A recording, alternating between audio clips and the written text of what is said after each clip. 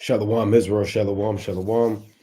Brother Naquam, watchman for Israel, coming back at you with these precepts and another cold cut, giving, of course, our honor and our glory to Yahweh, Bahashima Mashiach, Wamalak Bashai. Double honors to the elect elders of the house of David that's been in this truth for decades and decades, patiently waiting and laboring for the second coming of our Lord Yahweh Shai. A hearty, mighty shalom to all of the mighty men of the Most High God who are out there in the highways and byways, pushing His truth, magnifying the ministry, presenting their bodies as a living sacrifice, and enduring all things for the elect's sake. Shalom, shalom. Shalom to all of the men that may not be out there on the highways and byways as of yet, but they're working on it. They're getting built up in the spirit. They're praying, they're fasting, Salakia, they're studying, they're being diligent, and they're abounding in the work of the Lord. Shalom, shalom. Shalom to all of the Aquath out there, the sincere sisters out there that are zealous, diligent, and on fire, moving in the spirit of our righteous foremothers. Shalom to the ancient men. Shalom to the children. Shalom to the elect of Israel scattered abroad throughout the four corners of the earth again. And shalom to everybody tuning in live. Peace and blessings. Vernon Brody, Nigel Blends, Elder Dario Wash, Shalom, HBK Inch, Shalom King, Jermaine Dutkins, Brother Azariah, Shalom King, WFILA in the building, all praise to the Most High, Sweet Styles, Yaakov Israel, Dinah, Cassia, Servant 144K, Don Israel Tamid, and again, everybody else tuning in and that will tune in, Lord willing. Shabbat, Shalom, another beautiful Sabbath day through the spirit and power of Yahweh Bashmer Shah, another day of a holy convocation, of righteousness, of purity, right, of prophecy, and of watching the 2030 agenda and the new world order. So there's a lot going on in the earth, man. There's a lot going on in the earth. There's so much that, you blink twice and you got to catch up, man. You blink twice and it takes 35 minutes just to catch back up to what's going on in the earth. You have war on the horizon with Venezuela. They're calling on the kings of the East. They're saying, Russia, we need you. China, we need you. North Korea, we need you. North Korea said, don't worry about it. Don't sweat. We'll send you missiles anytime you need it. You got Russia, they're testing doomsday missiles, the Poseidon, and other nuclear weapons. Trump got up and these elites are telling America, start getting your nuclear testing going on, right? So you got nuclear testing going on. You got seditions. You have a lot going on in the earth in the land of the living. And like I always say, man, these are exciting times. I'm excited, man. I'm excited that there's so much going on in the earth. There's so much judgment. There's so much destruction. And one of my favorite topics to go into is the end of the world. It is my favorite topic, right? Through the spirit of power of the Most High, is going into prophecy and the end of the world, meaning the end of the so-called white man's world, right? Like it tells you, let's get the classic, right? When we say the end of the world, we're talking about the end of this man's rulership, right? The end of his oppression and the end of his power that he has had on the earth, right? Second Ezra, chapter 6 and 9. For Esau is the end of the world, and Jacob is the beginning of it that followeth. So every empire has a time where they start, and they have a time where the Most High takes them out. They're allowed to prosper. They're allowed to take down certain nations. They're even allowed to accumulate a certain amount of wealth. Remember, the Most High, He has measured everything in number and in weight. The mountains are weighed in the balance. The winds are weighed in the balance. The amount of people on the earth are weighed in the balance. Time is weighed in the balance, right? Boundaries are weighed in the balance. So this devil, this so-called white man, he is the last ruling nation on the earth before the Israelites take over this earth and establish through the spirit and power of Yahweh Bashmer Shai the kingdom of heaven on the earth. So the end of the world is really the end of his age, an end of his time period where he has put nothing but murder, pollution, violence, and hypocrisy and wickedness on the earth, ma. So Esau is the end of the world. Next time you go out, you look at all these so-called white men, white women, Edomites. Remember that their kingdom is collapsing. We remind them every time on the highways and byways that their kingdom is falling. And just remember that we, through the spirit and power of the Most High, the Lord is raising us up, and we're the beginning of it that followeth. Let's go to Ephesians. I want Ephesians chapter 5 and 15. Before we dive into it, we got a lot we got to cover through the spirit and power of Yahweh Bashmi Awashah. Right? Ephesians chapter 5 and 15. See then that ye walk circumspectly, not as fools, but as wise, redeeming the time, because the days are evil. So we're charged by the Most High to walk circumspectly, right? Circumspectly meaning to keep your head on a swivel, right? To look around, not just in your house, but you're looking around again on a global level, a regional level, a local level. You're looking around amongst who you spend your time with. You're observing the time. You understand that time is precious. You know, time is very precious, very precious rather. So you want to redeem the time because the days are evil. So you have to analyze your time management. Do you spend much time in surfetting? Do you spend a lot of time scrolling? Do you spend a lot of time binge watching? Or you spend a lot of time with the wrong people? How is your time being managed? Because we need to take advantage of every second that the Most High gives us. Any leisure that we have to take that and capitalize on it. Right? The Lord said, wisdom cometh by opportunity of leisure. In Sirach 38 and 24. And he that hath little business shall become wise. So you're supposed to take your time in these last days and utilize it in righteousness, man. You're checking out the prophecies. You're seeing what's going on over here. You're going over your precepts. You're going over your flashcards. You're looking at your highlights. You're getting that one chapter in. Redeem the time. Why? Because the days are evil. Because judgment draws nigh, man. Right? Verse number 17. Wherefore be ye not unwise, but understand what the will of the Lord is, man. Right? So you got two types of people. You got the wise and the unwise. The wise, they understand that judgment draws nigh. The wise is always thinking about what Yahushua said, behold, I come quickly, and my reward is with me, to give every man according as his work shall be. The countless precepts where Yahushua charged and told the apostles that he's coming like a thief in the night, that he's coming quickly. So anything can happen, major or minor, particularly major, at any given second. And if you don't want to get caught with your proverbial pants pulled down, spiritually naked and blind, walking after the ways of your own lust, then it will behoove you to understand what the will of the Lord is, man. The Most High is not playing around. And time for grace is slowly approaching an end. Right? Verse number 18. And be not drunk with wine, wherein is excess, but be filled with the Spirit. So every brother and sister should be filled with the Spirit. We should be praying more than ever. The Lord said in Luke chapter 18 and 1 on down, that men ought always to pray and faint not. Brothers should be fasting more than ever, congregating more than ever, meditating in the precepts more than ever, watching the videos, going over your notes, going over your highlights, your flashcards, going over the history, the prophecy, the timelines. We have to be filled with the Spirit, because this world is forcing wine and philosophies on us, and spirits and demons, especially around this time of the year. So-called Halloween and Thanksgiving and Sinmas and all these folly days and days of wicked spirits on the earth. It's extremely important that we are being filled with the Spirit and not drunk with wine. Not literal wine, but revelry and folly, right? So these things are very important. Let's go to Ecclesiastes, just some quick admonition. Chapter 8 and verse number 2, right? Ecclesiastes chapter 8 and 2. I counsel thee, make sure the screen is showing.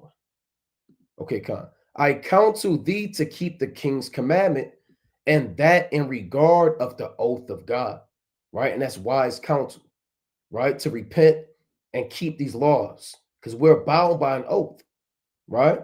Be not hasty to go out of his sight. Stand not in an evil thing, for he doeth whatsoever pleaseth him. So don't be hasty to be like Cain, where he went out the sight of the Lord, or the so-called white man, or anybody that moves contrary to the will of the Most High.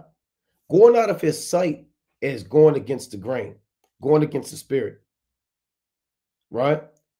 Going and entertaining all types of diverse demons and standing in an evil thing.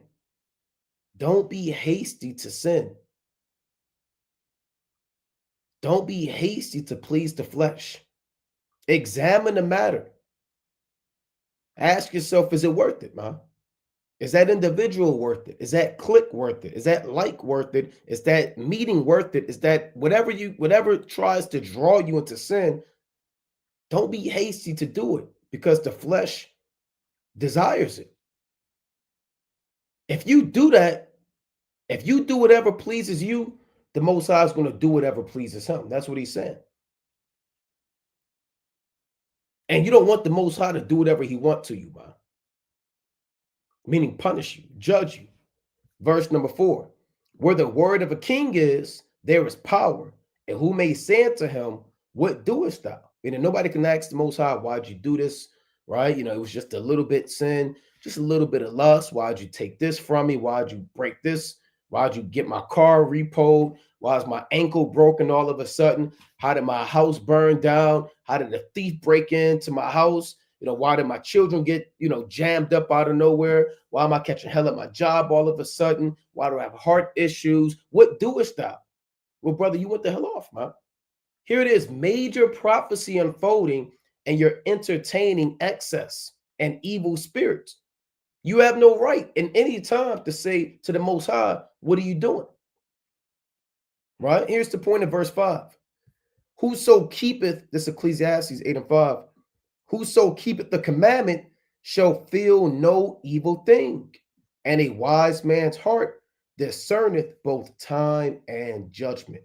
So you'll be just fine if you stay rooted in this truth and you keep the commandments.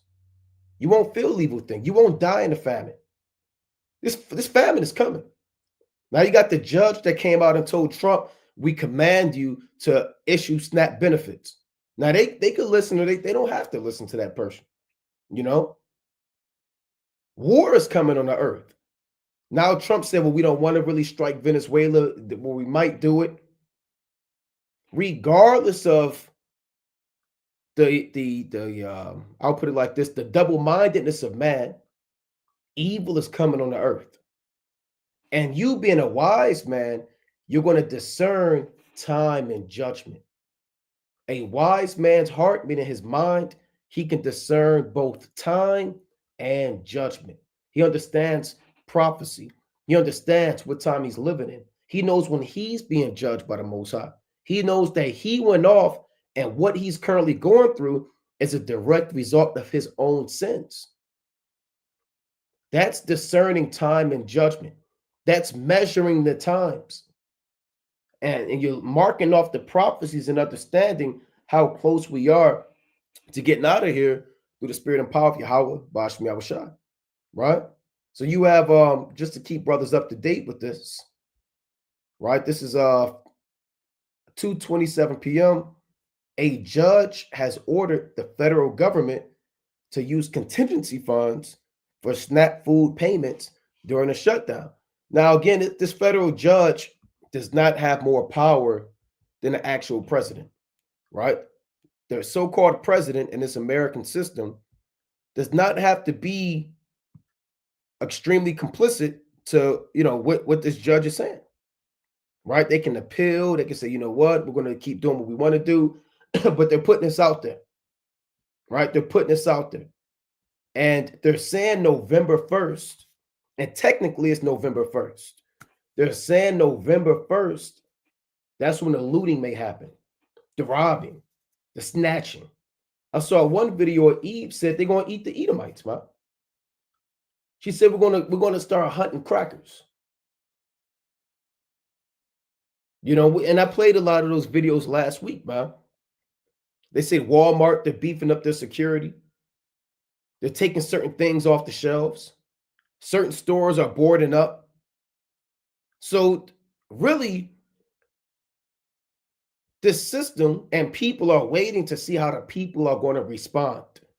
There's over 40 plus million people that depend on SNAP and EBT.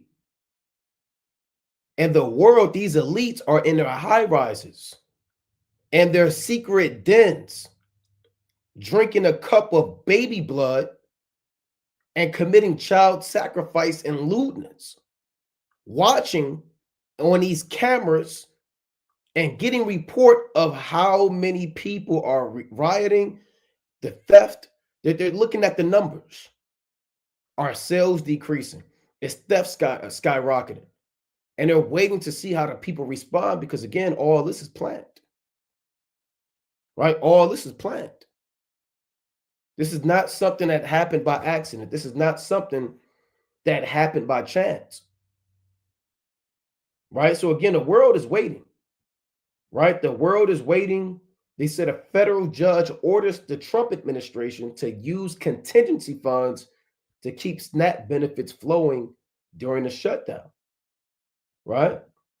I'm not going to read this whole thing, but they say that you can't do this. You got even other Edomite senators saying we're going to sue. You got states saying they're going to sue Trump. So this place is divided, man. It's a massive ball of confusion. And whether they get these funds or not, the famine is still inevitable. The economic collapse will happen. All hell is still going to break loose. So Jake, man, Jake better get right, man, and get your spirit right. Right? Let me get this real quick, man. Jake, you got to get right and get your spirit right. Let me get this in Job 39, just to show that, all this stuff is foreseen, is played out, right? They know out of order, they bring us, like out of chaos, they bring order, right? It reads, doth the eagle, this Job 39 and 27, doth the eagle mount up at thy command and make her nest on high? So the Lord is speaking about the eagle, right? In this chapter, you read about different beasts and what their spirit is and how the Most High created them and, what characteristics do they have. Right now, the eagle is proud. That's what the Most High is saying. He doesn't take instruction. He doesn't receive correction. He doesn't mount up and fly because you said so. The eagle does whatever he wants to do.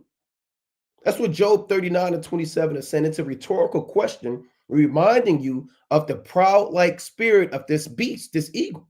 Doesn't mount up at your command and make her nest because you told her to. Right? Let's read on. Verse 28, and this is similar to the so-called white man spirit. She dwelleth and abideth on a rock, upon the crag of the rock and the strong place. Similar to how in the book of Obadiah, let me just get that real quick, right? Let me just get the classic in Obadiah, right? She dwelleth in the rock, right? Obadiah chapter 1 and verse number 3.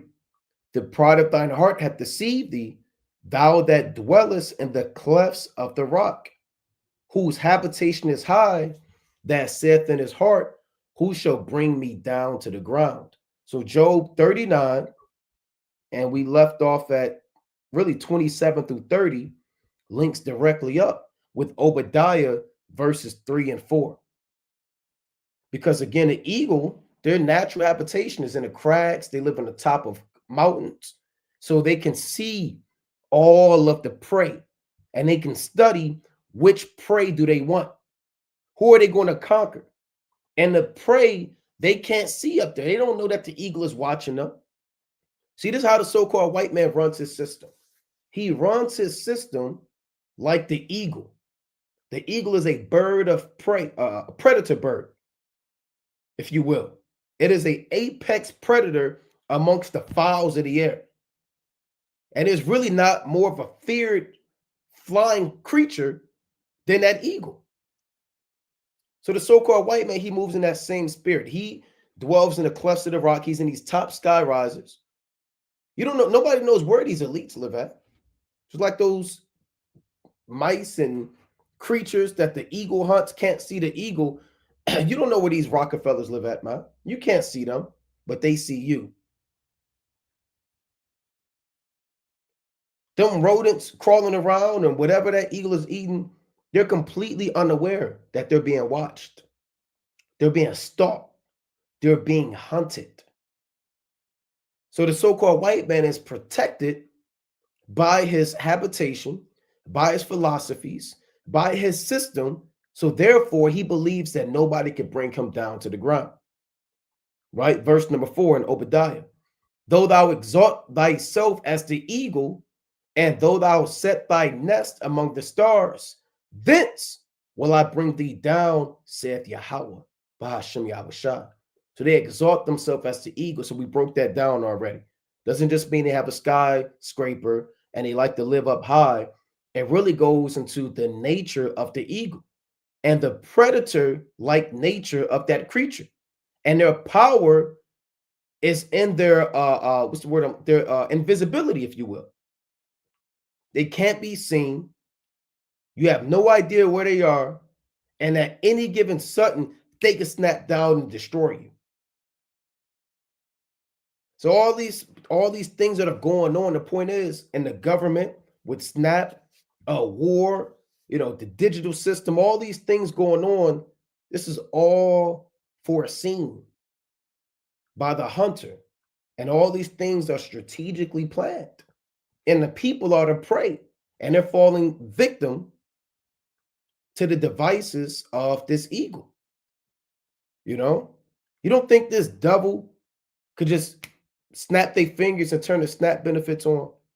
If they really cared, for lack of better terms, not that the so-called white man will ever care, but if they did, if they found somewhere in their demonic spirit and mind to care for the struggling families that are going to be without, then surely they would turn it on. No, this is them hunting the people and seeing how they're going to respond before they swoop down and destroy them.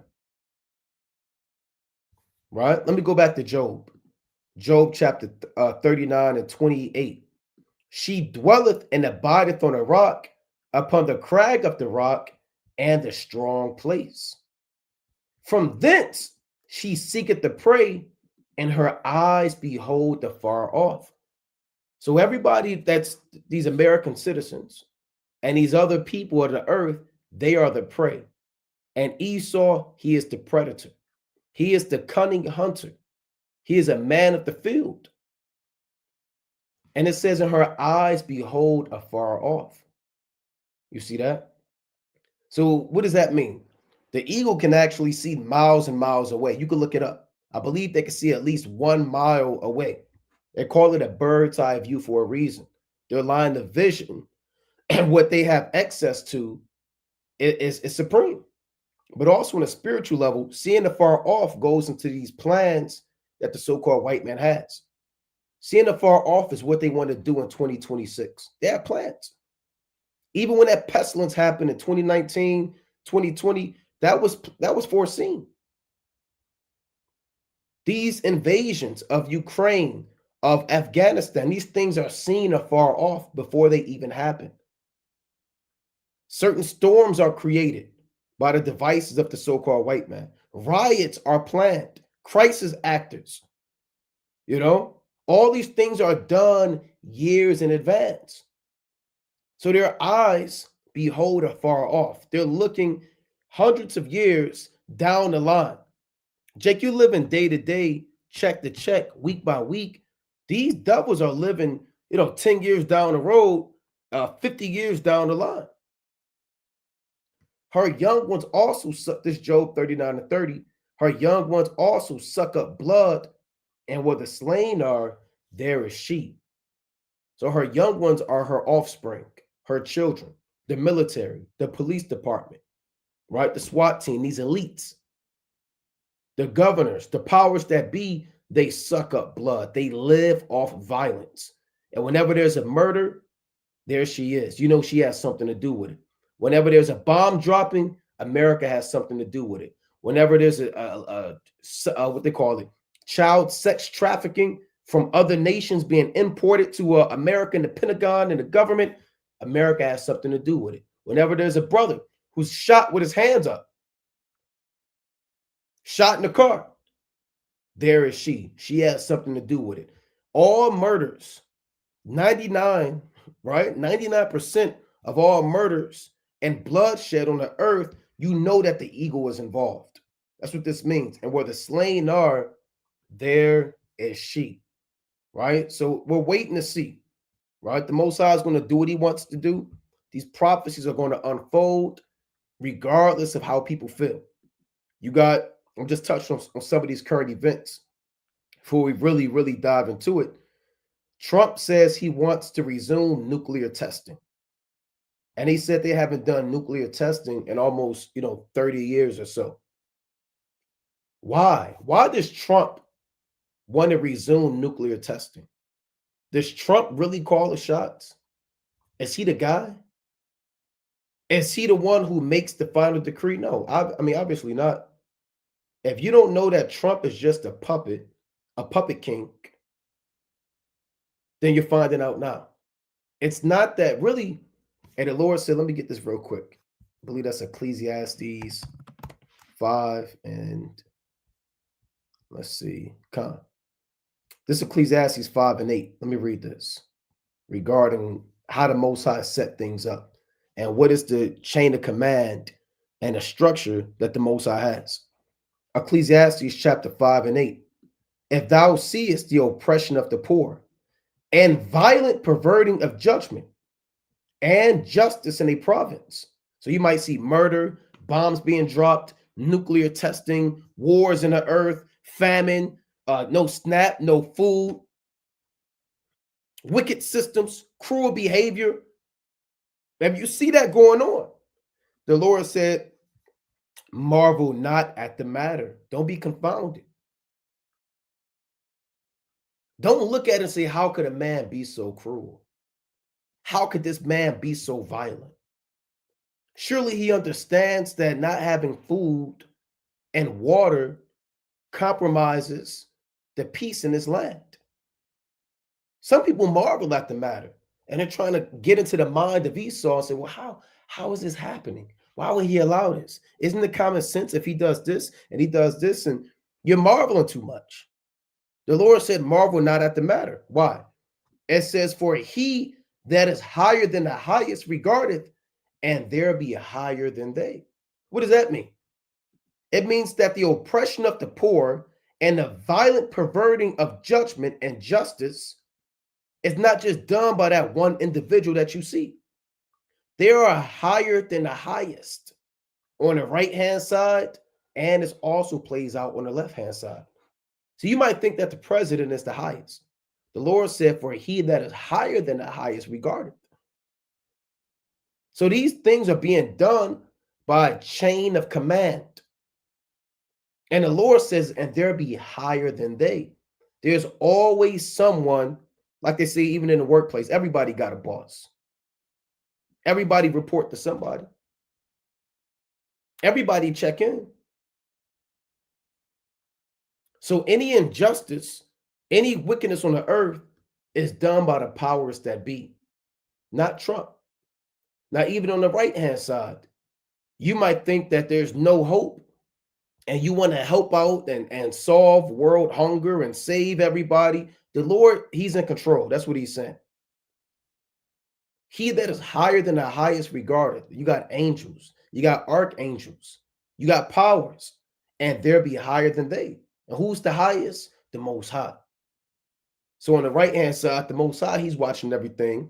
On the cardinal level, on the left-hand side, you have a chain of command of powers that also regard oppression, who also regard violence, and also regard injustice that is done, right? So that's why you have not really Trump that wants to do the nuclear testing. It's really the Most High putting it in the spirit of these elites to make that decree so we can understand that we're closer and closer to the end of the world, right? So this thing is about to go down, man, right? Now they say nuclear testing had been done in what, 30 years, 35 years. When they were doing the bomb testing, I believe in the 30s and the 40s, man, people were dying. They literally tested on actual people. The radiation, the fallout, towns were devastated. cities were destroyed. He wants to resume nuclear testing. Now, didn't they say Trump was going to win a Nobel Peace Prize? Wasn't he shooting for the Nobel Peace Prize? Which for bringing a global peace deal in the Middle East? But you want to resume nuclear testing. Why do you want to resume nuclear testing? Let's go to Jeremiah real quick, right? Let's get another classic verse. Jeremiah chapter 50 and verse 22. A sound of battle is in the land and of great destruction.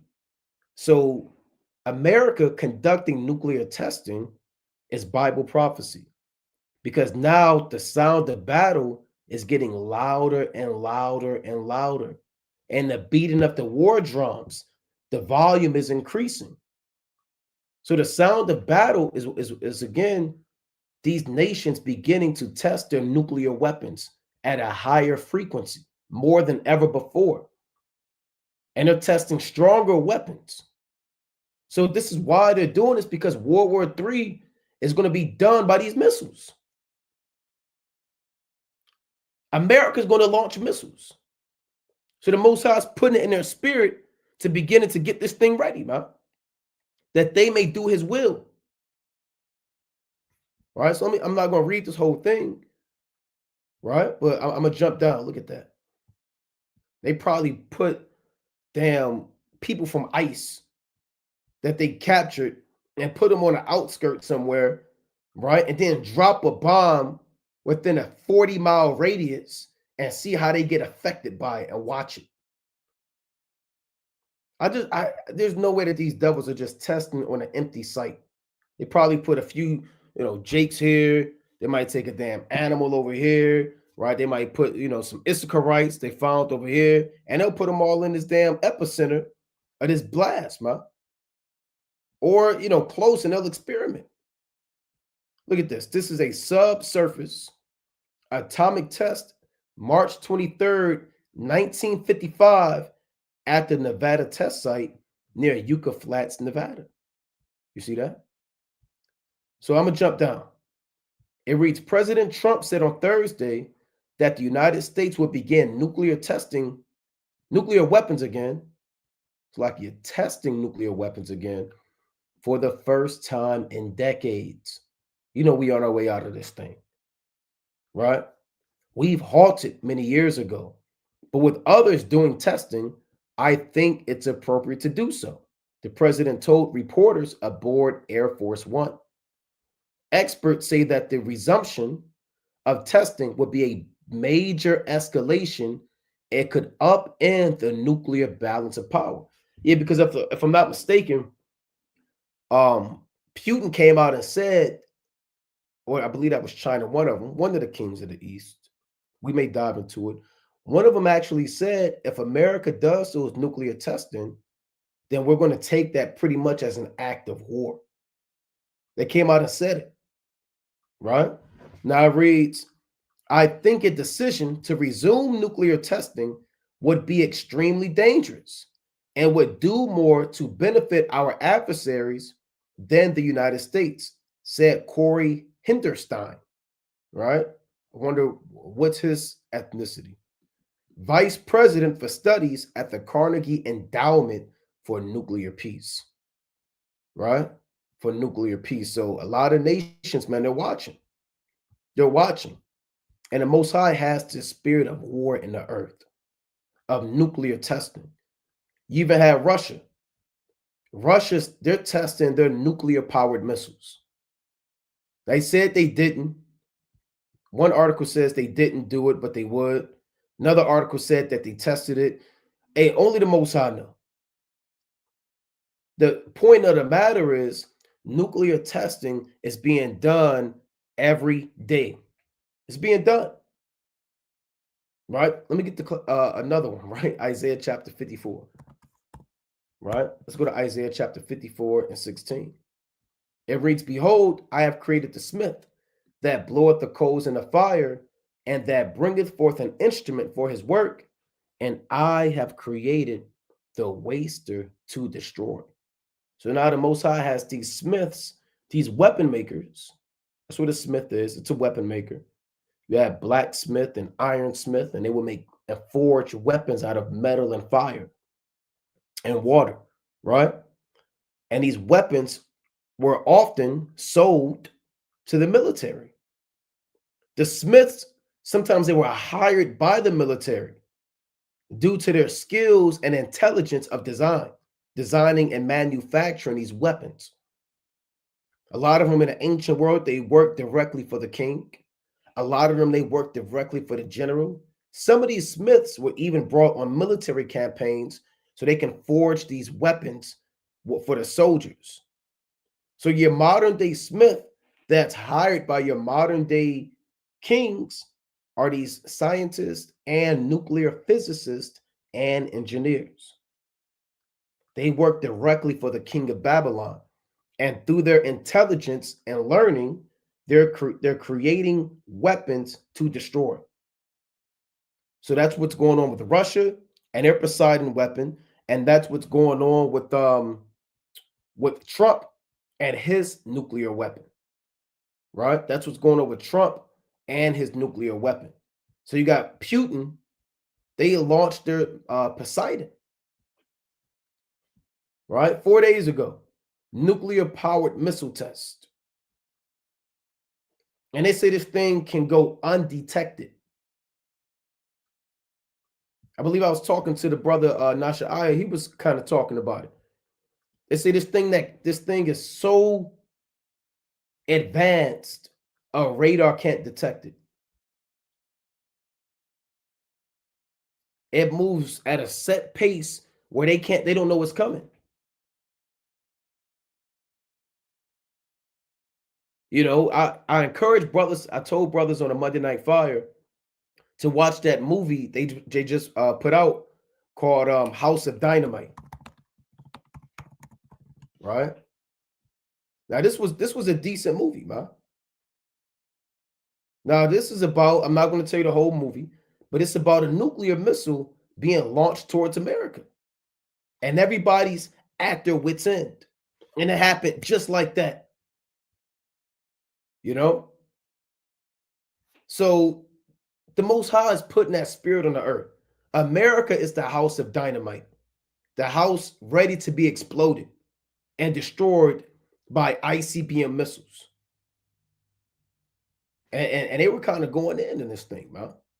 You know, they were at their wits' end. And I was thinking of a lot of precepts watching that movie. Right? You brothers that be studying in the spirit, you'll think of a lot of precepts, man. In Jeremiah 50, Jeremiah 51, you know, Revelation, the 16th chapter, the 19th chapter. And you would have thought this thing was real. I thought I was in the movie, you know. So the Most High has his spirit on the earth, man. Let me get another one before we really kind of dive into it. Just have to touch on these current events, right? We wouldn't be doing our job if we didn't watch and declare what we see. We would not be doing our job. This Isaiah chapter 13 and verse number, I'll start at 4. All right, Isaiah chapter 13 and 4. The noise of a multitude in the mountains, like as of a great people, a tumultuous noise of the kingdoms, of the nations gathered together. The Lord of hosts mustereth the hosts of the battle. So who's mustering up this war? Who's putting a spirit on Putin and Trump to think about making nuclear testing again? Who's doing this? Who's the architect? Who's the orchestrator? Who's engineering this? Who's quarterbacking this? The Most High. He's quarterbacking this thing, man. It says that the Lord of hosts mustered the host of the battle. A host is an army, a military. Verse number 5. They come from a far country, even from the land. Slakia, even, let me read that again. Slakia, Isaiah 13 and 5. They come from a far country, from the end of heaven, even Yahweh, and the weapons of his indignation to destroy the whole land. So these missiles are the weapons of his indignation. What other weapon can come from a far country like Russia? What other weapon can be launched to destroy Babylon from China? So you know in the ancient world that Isaiah was actually writing about a missile.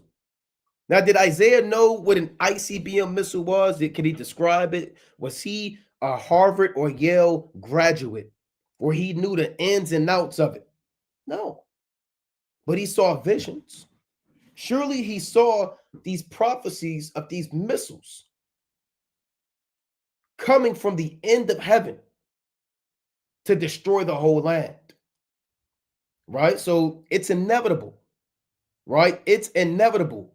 America's getting ready for war. Trump, Putin, the kings of the East is getting ready for war. And again, they're making movies about it. The Most High been putting a spirit on and Yaradon was going into that on the last Monday Night Fire. All these movies that these devils been making have been predictive programming to guide you and desensitize you of war on the earth. Right? There's a reason why top Trump officials are moving onto military bases. There's a reason why they're moving out of their houses, out of their mansions, their white picket fences, right? Their 5-car garages, 6, 7-level houses. They know something that the masses of the people do not know. The top world leaders in Babylon the Great, they know something is coming. Why else would they move to a military base? Or do they know something about sedition? Are they predicting pandemonium? Are they predicting riots? Do they expect all hell to break loose within the streets? Are they calling their families to be on these military bases? They show you that in these movies. When certain people get that alarm on their phone, you've been selected, you've been chosen. They show you that in the movie. Is that Green Day? Damn, man, Greenfield. Oh man, it's with the Edomite from 300, King Leonidas. If you know what I'm talking about, you know what I'm talking about. He got the call, man. So they know something. You don't just pack up everything and go to a military base on your own accord.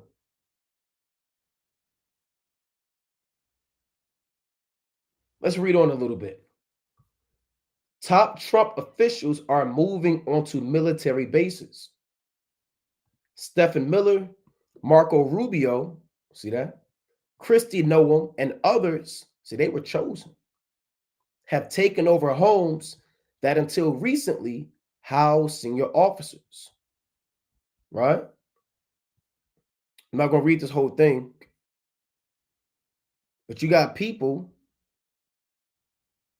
where's this at? And powers that be, top U.S. officials like Hesketh, he's the leader of the Department of War, and Rubio have relocated to living in military bases. They know something, and they're not letting you know. See, these devils play chess. It's not a coincidence. It's not ironic. Even Rehoboam, let me get this account. Even Rehoboam, when he knew the people were going to riot, even he fled. He got out of there, man. Right? He got out of there. This, let me get this. First Kings, let me get this, chapter 12 and 17. It reads, "But as for the children of Israel, which dwelt in the cities of Judah, Rehoboam reigned over them. Remember, the kingdom of Israel split after Solomon's death. You had the northern kingdom that was led by Jeroboam, and you had the southern kingdom that was led by Rehoboam. Right? It was divided, completely divided. Verse number 18. Then King Rehoboam sent Adoram, who was over the tributes, and all Israel stoned him with stones that he died. Therefore, King Rehoboam made speed to get him up to his chariot to flee to Jerusalem. So why did Rehoboam flee? Because all hell broke loose concerning the economy. The tribute concerns the national economy. Remember, Solomon divided the land based off of regions, and each region was headed by a prince. And that prince was responsible for bringing a particular portion in his month to King Solomon. That's what First Kings, the 4th chapter, the beginning of it is about. 12 officers. And a lot of the northern kingdom, they were being oppressed. And the taxes and the tribute was too much for their people to bear. It was too much. Anytime that you oppress the people, you put burdens on them, you disrupt their finances, hey, they will riot, man. Right? Let me get that in First Kings. They will riot and lose their mind. So there's a reason why all these top Edomites are fleeing to bunkers and military bases, because the economy is about to shake and the people are going to lose their damn minds. First Kings chapter 4 and 7. And Solomon had 12 officers over all Israel, which provided victuals for the king and his household, each man his month in a year made provision. So you read this, you read about how he divided the land, right? And certain tribes, they brought forth these resources. Certain tribes brought forth these resources. You would have thought this was a great idea. But the people had to work hard and hard and hard. Remember in 1 Samuel, the 8th chapter, the 9th chapter, Samuel, he actually told the people what manner of king they're going to have. And he told them they're going to take a tenth of your field. They're going to take your daughters and they're going to be confectionaries. He's going to take your men to run before his chariots. It was already prophesied how these kings would be. So it became very burdensome for a lot of the northern tribes to yield that increase to King Solomon. And they couldn't even survive on their own. And you don't really touch a man's pockets, man. You know, when you go to, let me see if I can pull that up on the map. King Solomon's division. Right, I don't want divided kingdom. Let's see, divisions. How can I get this? Of land. Slocky, bear with me. I didn't plan on going into this, but, you know, we have to go into this. Here's how he divided the land. And it had nothing to do with how Joshua and Caleb, or Joshua, divided the land. Right? Now, that's the actual. They may not have a map of it. Right? Let's see. King Solomon's 12 princes. Right? Of the land. If they don't have it, you know, that's fine.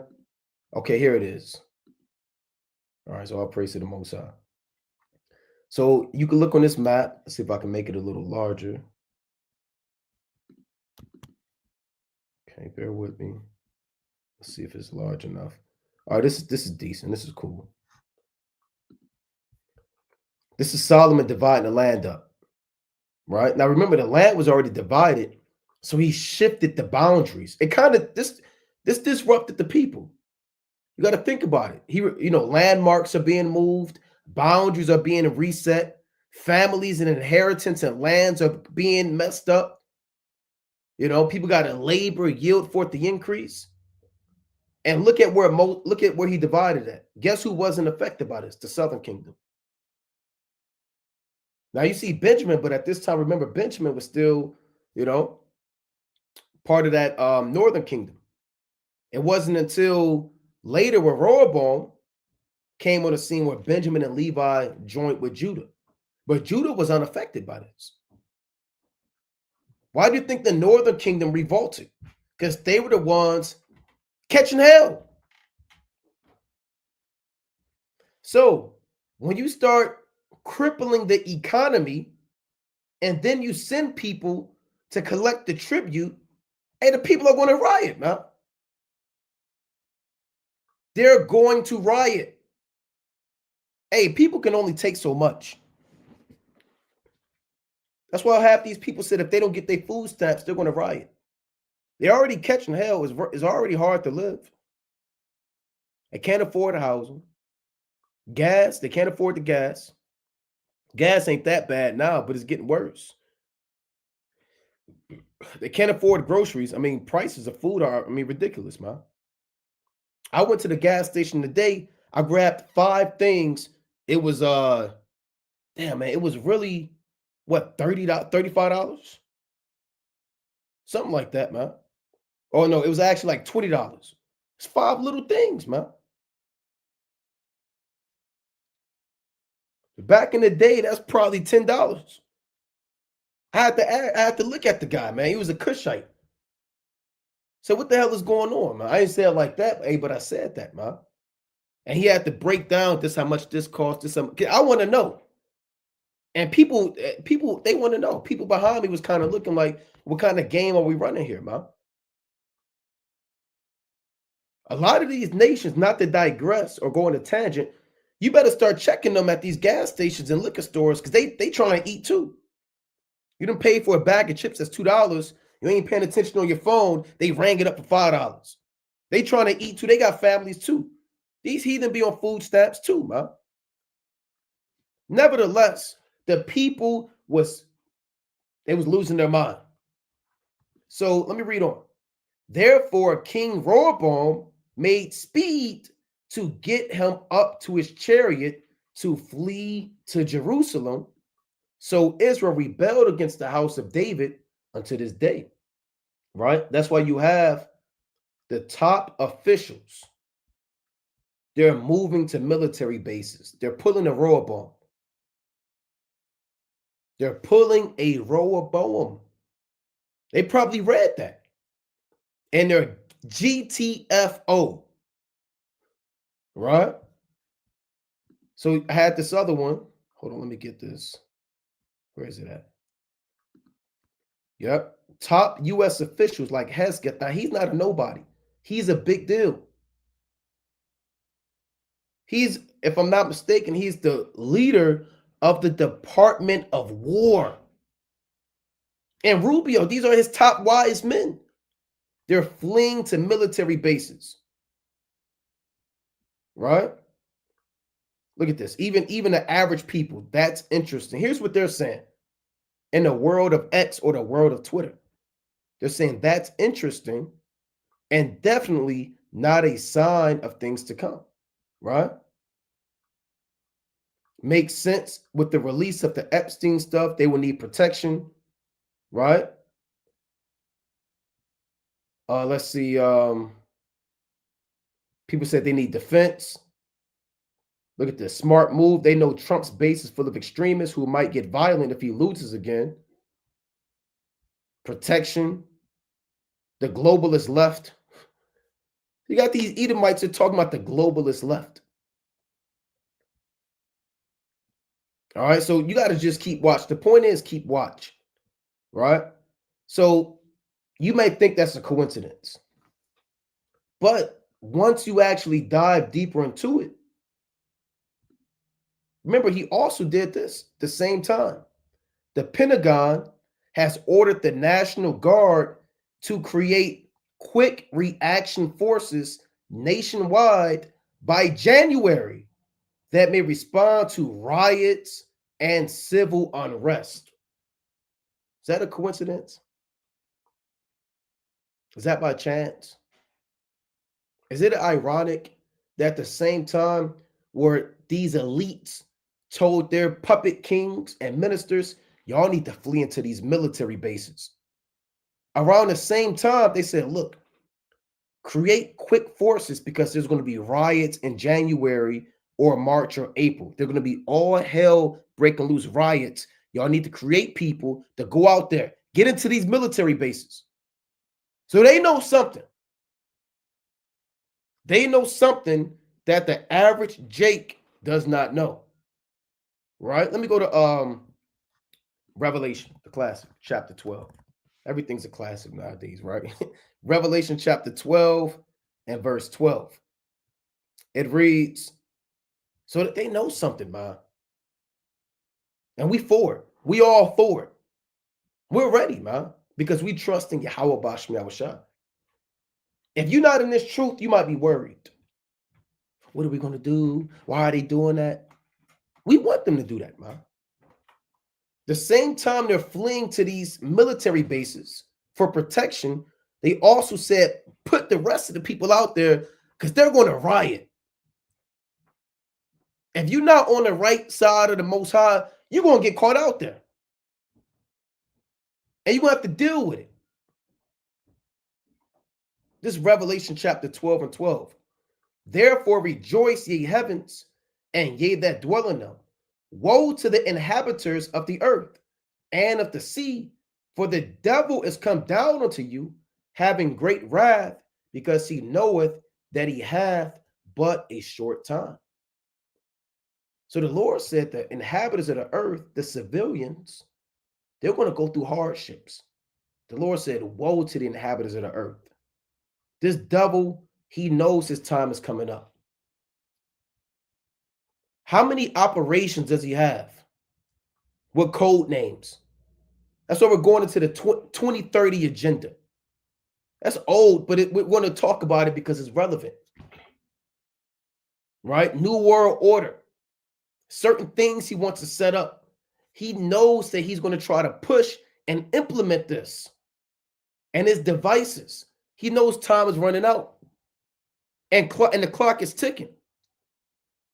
The people they're it's like they have so much access to information. Whistleblowers, AMTV, which is alternative media television. The average Jake, the average Joe is waking up. They can no longer control the people like they used to. They're losing a grasp on the minds of the people. And although the Lord said, and let me get this real quick, that the nations are mad. Right? This is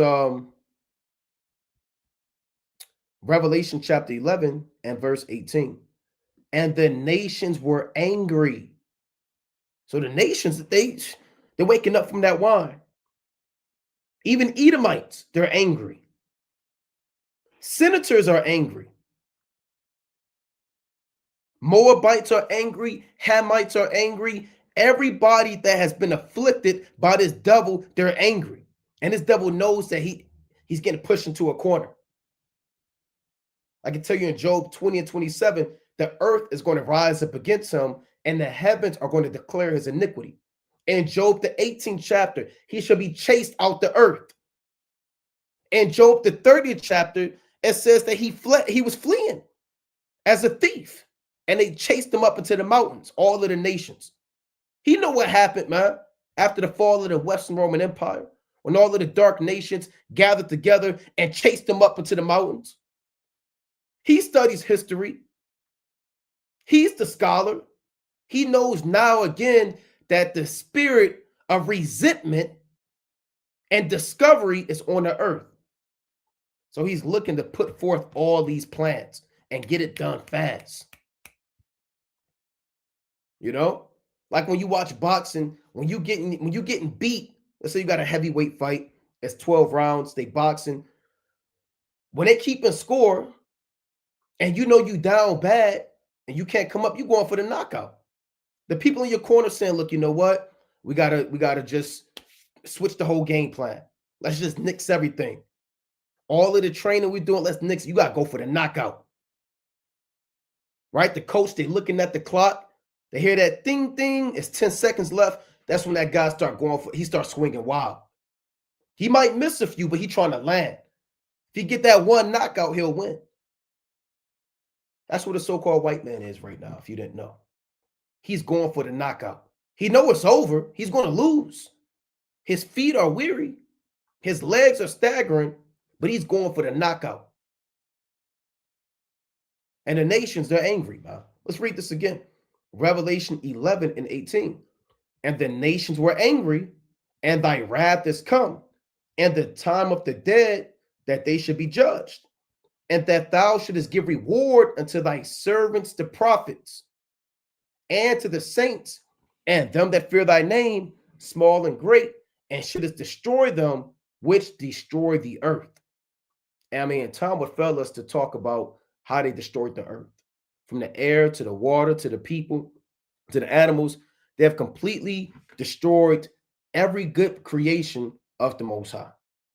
So right now, they're saying that they're going to create quick reaction forces nationwide by January. So that means they're training right now. All you got is November and December. They better be ready by January. Over the next 8 weeks, somewhere in a region near you, in a city nearby, and some undisclosed location, people are training on riots and civil unrest. They ordered the National Guard to do it in all 50 states. Check this out. The Pentagon has ordered the National Guard to create, quote unquote, quick reaction forces, whatever the hell that means. I wonder what kind of weapons they're going to have. Are they going to come out with rubber bullets? Are they going to come out with riot gear? Are they going to come out ready to kill? Are they going to be on horses? Are they coming in tanks? What does this look like? How are they going to mobilize? Are they going to stand down? Are they going to take people throwing rocks at them and bricks at them? Are they going to be on the defensive? Are they going to be on the offensive? Are they going to have snipers? Is it going to be by air helicopters? You know, what does this look like?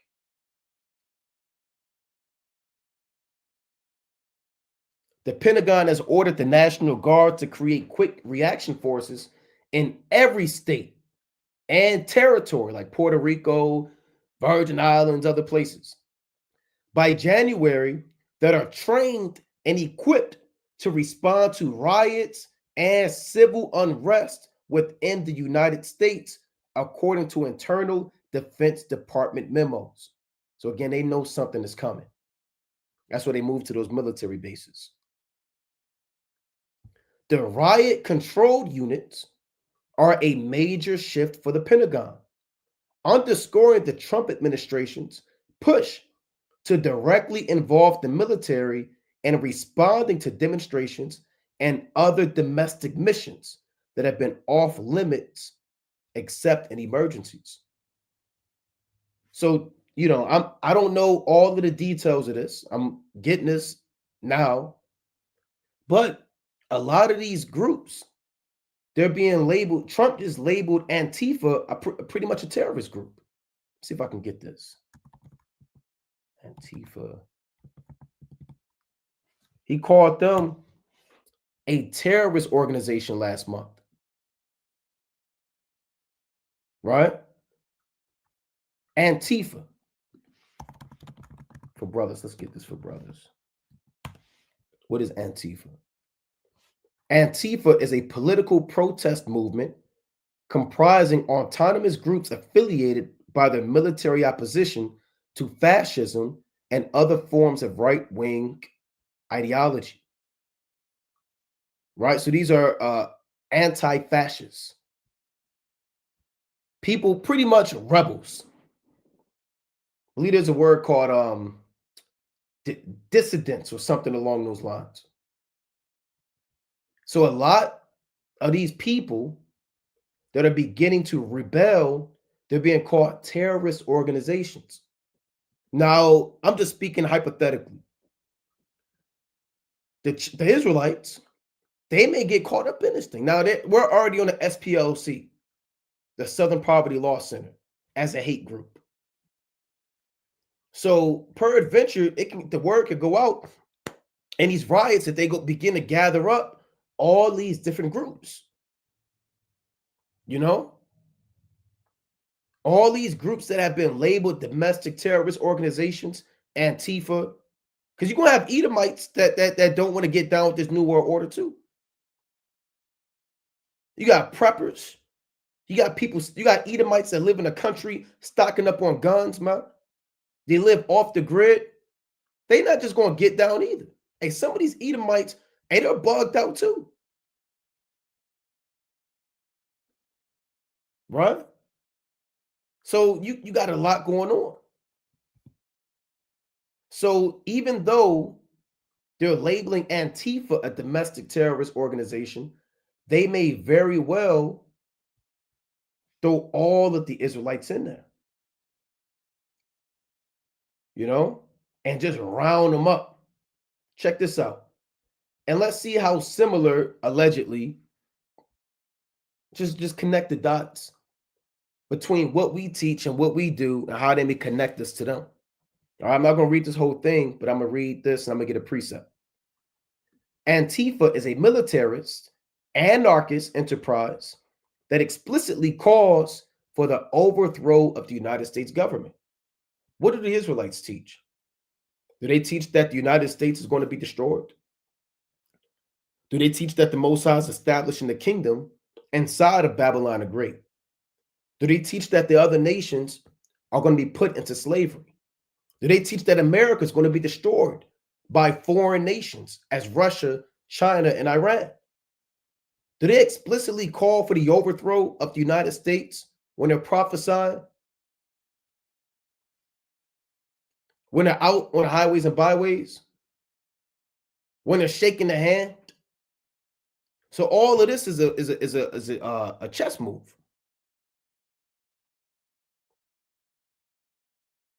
Let me get a quick precept, but I'm going to go back to this. Let's go to 2nd Ezra, chapter 15. Right? 2nd Ezra 15. So they're looking to quell any, like I said, I believe the word, I'm going to get this too. I believe the word, a dissident. Right? They're going to call them dissidents. If you're in this truth, they're going to call you a dissident. A person who opposes official policy, especially that of an authoritarian state. Because you serve the Most High. So we're all going to be lumped in this category right here. Doesn't matter if you're from this camp, or you're from that camp, or you're from this camp, or you're from that camp. You're going to oppose official policies, certain laws, philosophies. You're going to oppose certain doctrines and laws that this devil is going to enforce. And America and these powers that come together, they're looking to create an authoritarian state. And we're going to touch on that too. That's what part of their World Economic Forum is created for. That's what this Agenda 2030 is about. To have complete control on every aspect of your life, from your housing to your food and what you consume, to where you live, to your finances, to access to monies, access to jobs, And if you don't comply, or if you're not complicit with these things that are coming, you're going to be labeled a dissident. And you see some of these synonyms: a dissenter, objector, a protester. That's why they put Antifa, and they did Antifa for a reason. Because it's the closest, their philosophies is similar, and it's easy to tie it to what the Israelites teach. So if they go after Antifa, they have to go after the Israelites. Let me get another quick precept. I wanted to get second Ezra, so I'm gonna get it most high willing. Let's get Jeremiah 11. Right? This is Jeremiah chapter 11 and verse 18. Look at this. Plots against Jeremiah. Right? And we're Jeremiah.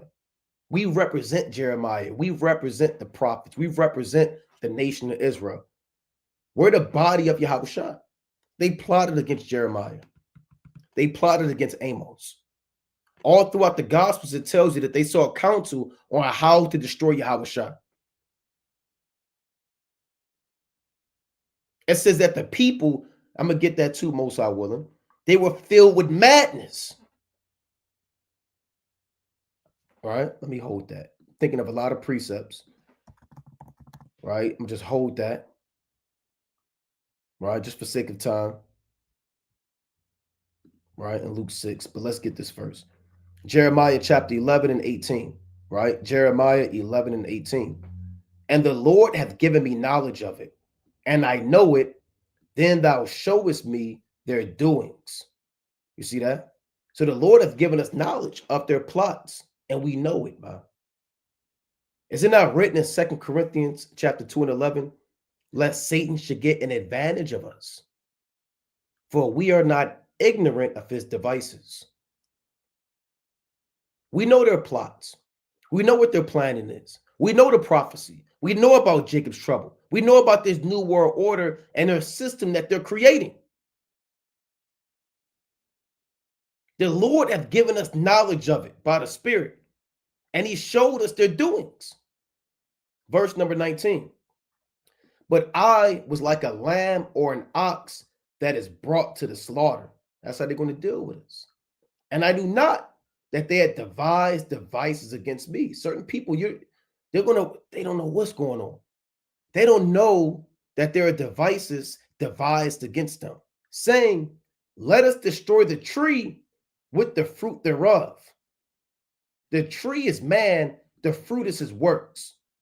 Right? The man, the congregation, and their prophecies, and the men that came up under them or with them, and their ideas and their visions. Let us destroy the tree with the fruit thereof, and let us cut him off from the land of the living, that his name may be no more remembered. Right? That's what they would like to do. To have us like lambs and oxes brought to the slaughter. And the mass of the people, the masses, that's what they are. They're just, some people have no clue about what's going on, that they're moving to military bases, that they're putting quick reaction forces in every state and territory to stop civil unrest and violence. They're like lambs and oxes brought to the slaughter. They're just clueless. Jeremiah 11 and 20. But, O Yahweh, Ba'ashmi Awashai of hosts, that judgest righteously, that triest the reins and the heart, let me see vengeance on them, for unto thee have I revealed my cause. And we want to see vengeance on our adversaries who plot and plan and connive against the men of the Most High. Right? Who plot and plan. Now, what else did I have? Let me go back and read this. So this is from the White House.gov. Obviously, we didn't make this up. It's from about a month ago. Antifa is a militarist, anarchist enterprise that explicitly calls for the overthrow of the United States government, law enforcement authorities, and our system of law. You know what that reminds me of? When it says our system of law, that reminds me of Acts, the 17th chapter, if I'm not mistaken. I'll get it. Right? Let me see if I can get this. I believe it's Acts 6. I believe it's Acts 16. Right? Let's get this. Here it is. Acts 16. Right? It reads, Boy, this whole thing is good. 16 and 20.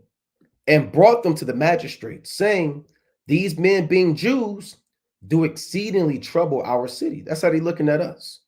We trouble their cities, man, through prophecy. We remind them that they're wicked, that you can't be a homosexual,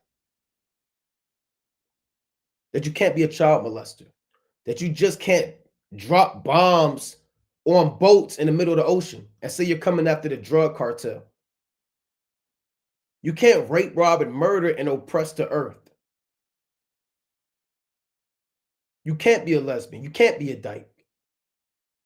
You can't celebrate Halloween. You can't follow worldly customs. And they get troubled, man. Stop buying on the Sabbath.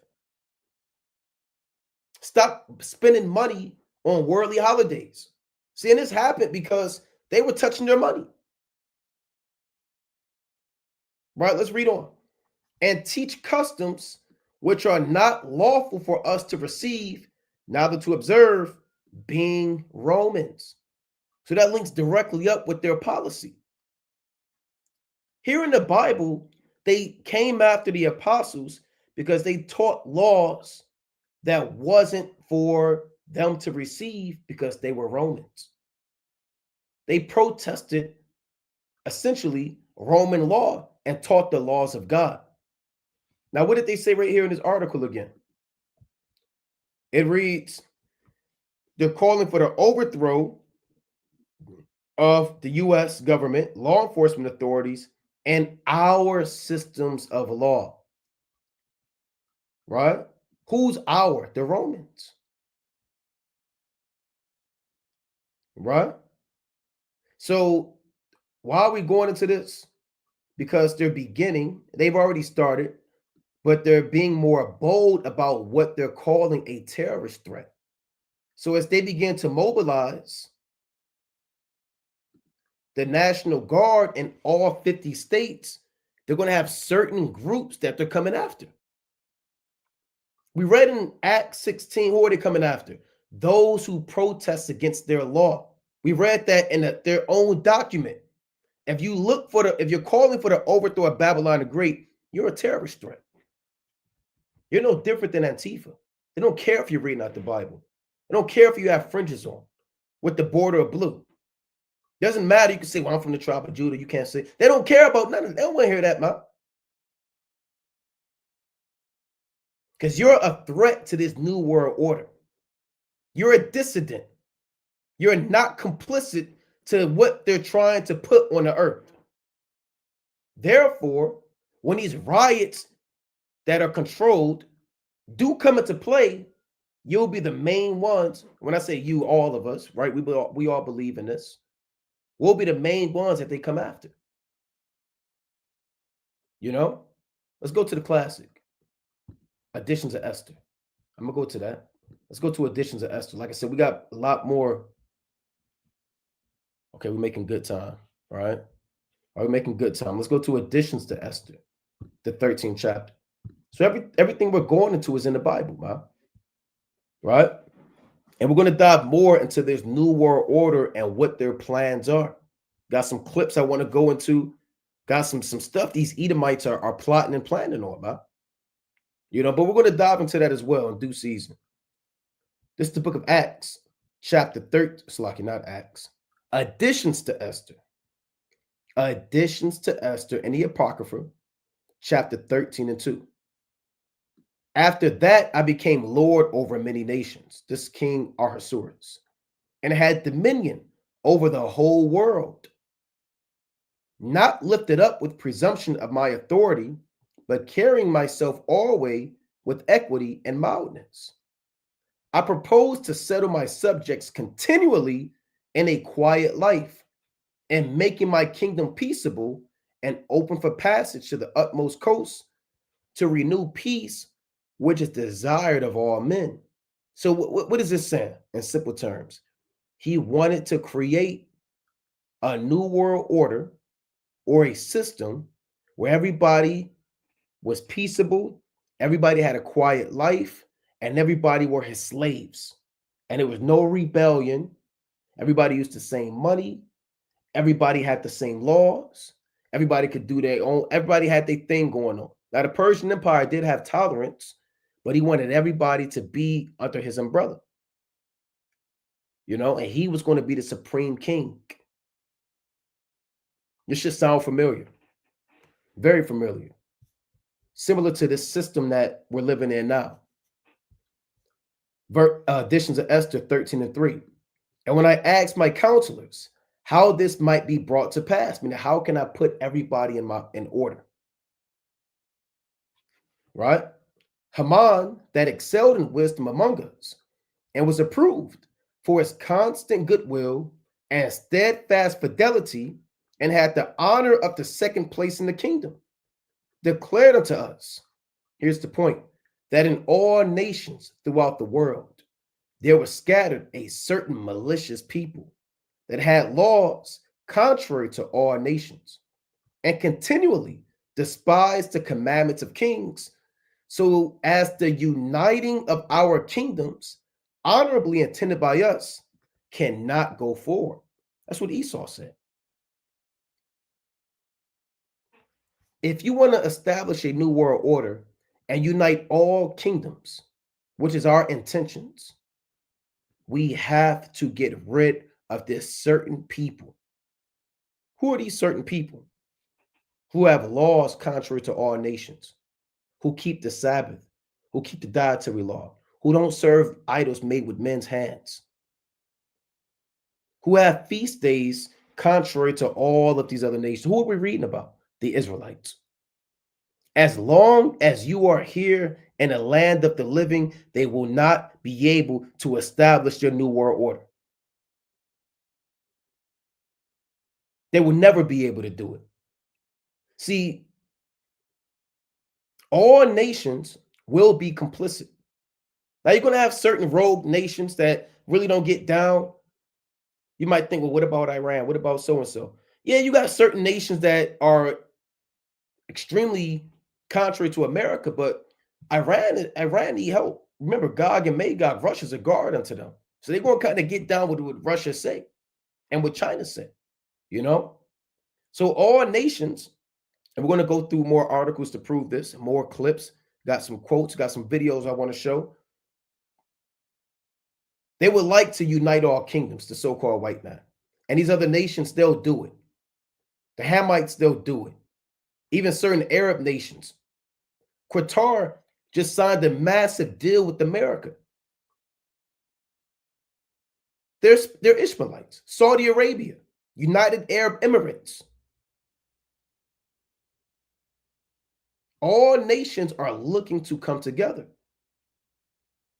And as long as we're here, keeping the Sabbath, not serving other gods, not serving graven images, not following this system, as long as we're here, they will never be able to unite their kingdoms.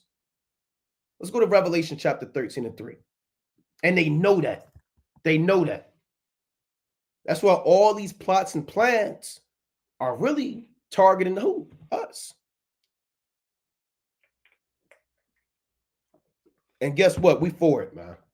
We all for it, right? This Revelation chapter 13 and verse number 4. And they worshiped the dragon, which gave power unto the beast. And they worshiped the beast, saying, who is like unto the beast, who is able to make war with him? You know what?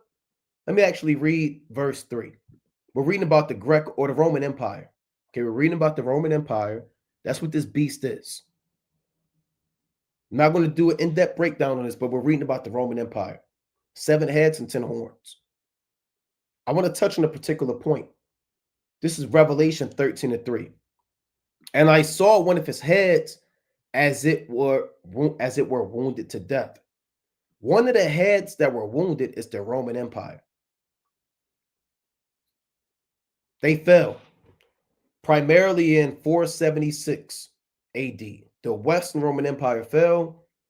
They were sacked by the Goths and other Germanic tribes. Romulus Augustus was their last ruler. And once they fell, that was the beginning of the Dark Ages. Okay, and the Dark Ages lasted roughly about 1,000 years. So John saw the Roman Empire get sacked. But then it says what? And his deadly wound was healed. So the Roman Empire came back during the Renaissance in the early 1300s. They came out of Italy, they came out of Spain during the age of this, in process of time, the age of enlightenment and the age of discovery. Those are two major ages that define the Renaissance. And all the world wondered after the beast. So all the world are all of the other nations. They all looked at the Roman Empire and Europe when they came back into power and said, wow, God is dealing with them. I thought they would never come back. Didn't they get sacked 1,000 years ago? How did they come back in their might? How did they come out of the caves? How did they get back into the top seat in the earth? All nations wondered after the beast. That's what's going on now. And they worshiped the dragon, which gave power unto the beast. They worshiped this Roman Empire. They worshiped the spiritual demon Satan. Everybody on the earth is worshiping the dragon that gives power to the beast. They love this modern day Roman system. That's what God is saying. And they worship the beast, saying, who is like unto the beast, who is able to make war with him? So do you think all of the nations are going to just, totally not get down? No, they're going to get down. They say, who's like unto the beast? They know about the elites. The top oil companies, right, that make jet fuel, the top nuclear weapons that are made, war weapons that are sold to China, that are sold to a lot of these nations, Russia, those are owned by these elites. They own all of that. Now, you may have certain nations that kind of doing their own thing, but the world's wealth lies in the top people, these top Edomites. Oppenheimers, DuPonts, the Gettys, Rothschilds, Rockefellers, there may be other families. So they know nobody can make war with him. And this includes Russia. This includes the West. Russia's the top one on this side of the world, and America's the top on this side of the world. They're both Edomites. They're both the same, right? So going back to this, in addition to Esther, they want to unite. They say nobody's like the beast. They worship this system.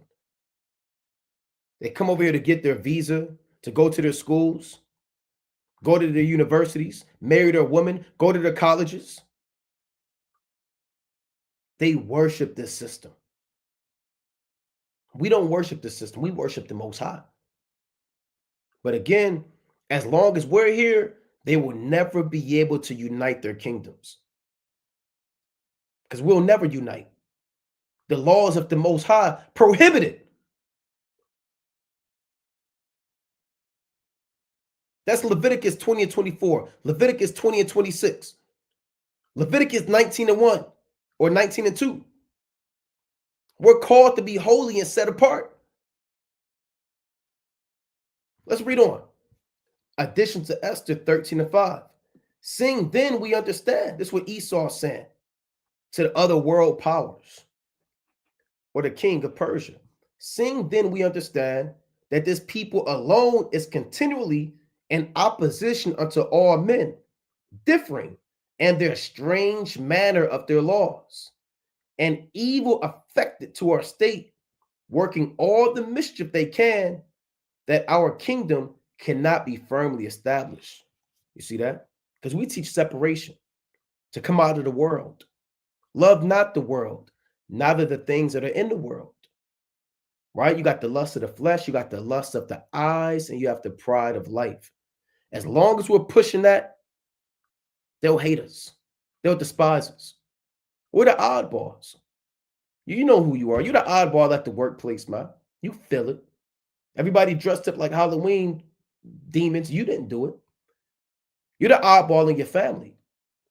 You're not going to that last Thursday in November that so-called Thanksgiving you're not going. You know that you're the odd man out. And it's not just your family that looks at you like that.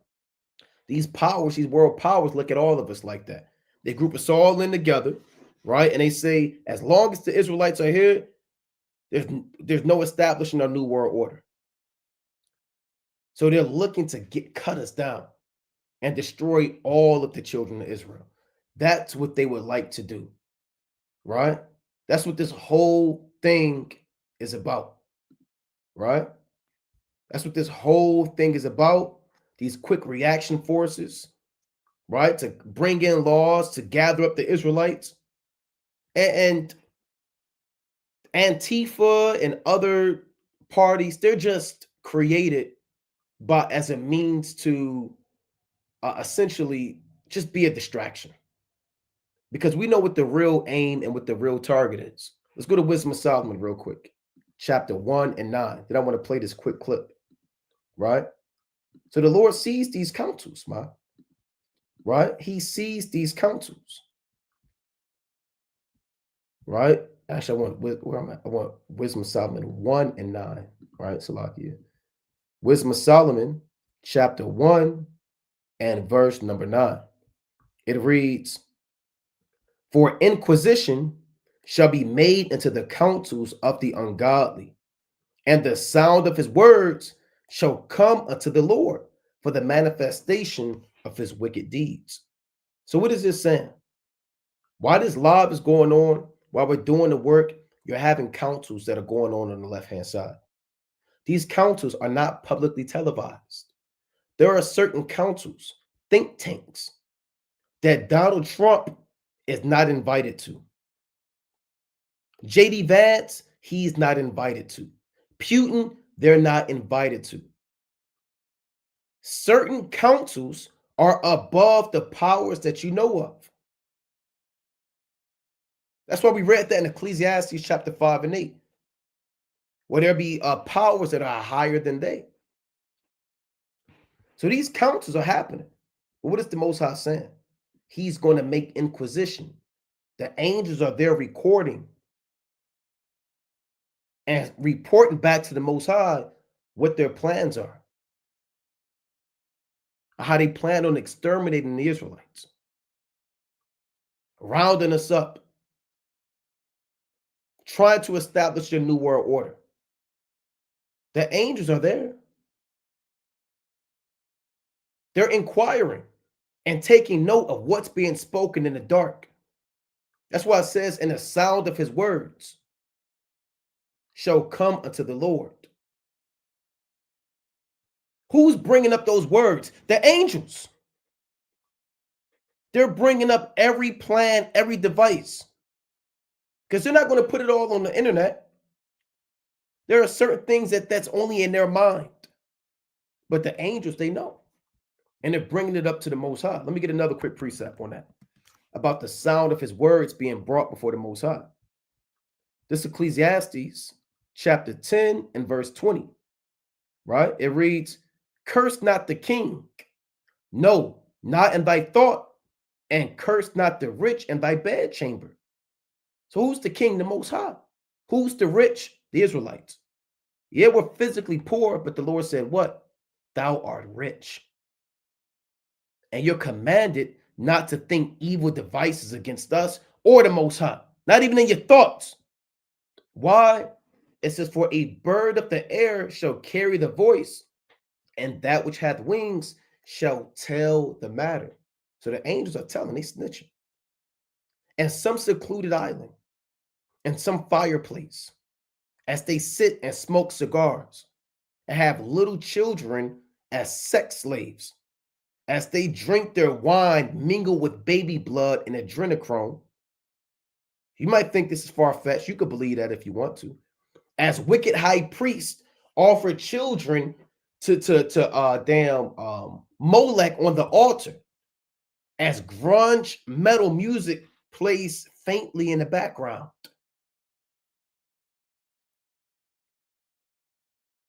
As that's happening, and they're talking about how to overthrow the Israelites, who's the next president going to be, and what the next plot is going to be, what's the next thing on the agenda. While that's going on, the angels are there. And they're telling the Most High everything that's going on. So you can't hide. You cannot hide from the counsels of the Most High. Let's go to Psalms real quick. I want to play this clip. Psalms chapter 38 and verse number 12. Psalms chapter 38 and verse 12.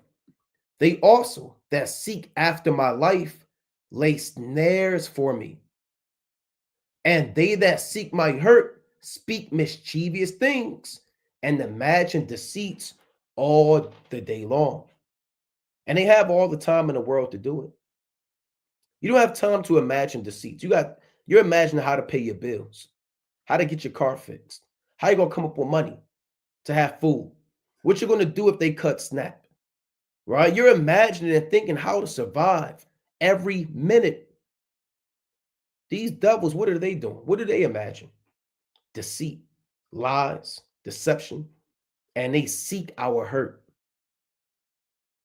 Like I said, man, the water to Yahweh Bashmi Awashai, call on Yahweh Bashmi Awashai, that we're in this truth. I couldn't imagine not knowing what the hell is going on in the world somewhere. Thanks be to the Most High that He's given us the understanding to know what we got. We got their playbook. It's like if you playing on football, the football team, and you know all their signals, you know all their plays, you know when they going to run, when they going to pass, what they going to do with 4th and inches, what they going to do in a 2-minute warning. We know all of that, man. It's not a surprise. That's what the Lord said. And let me get this in 1 Thessalonians, right? Chapter 5. That's what the Most High said this, man.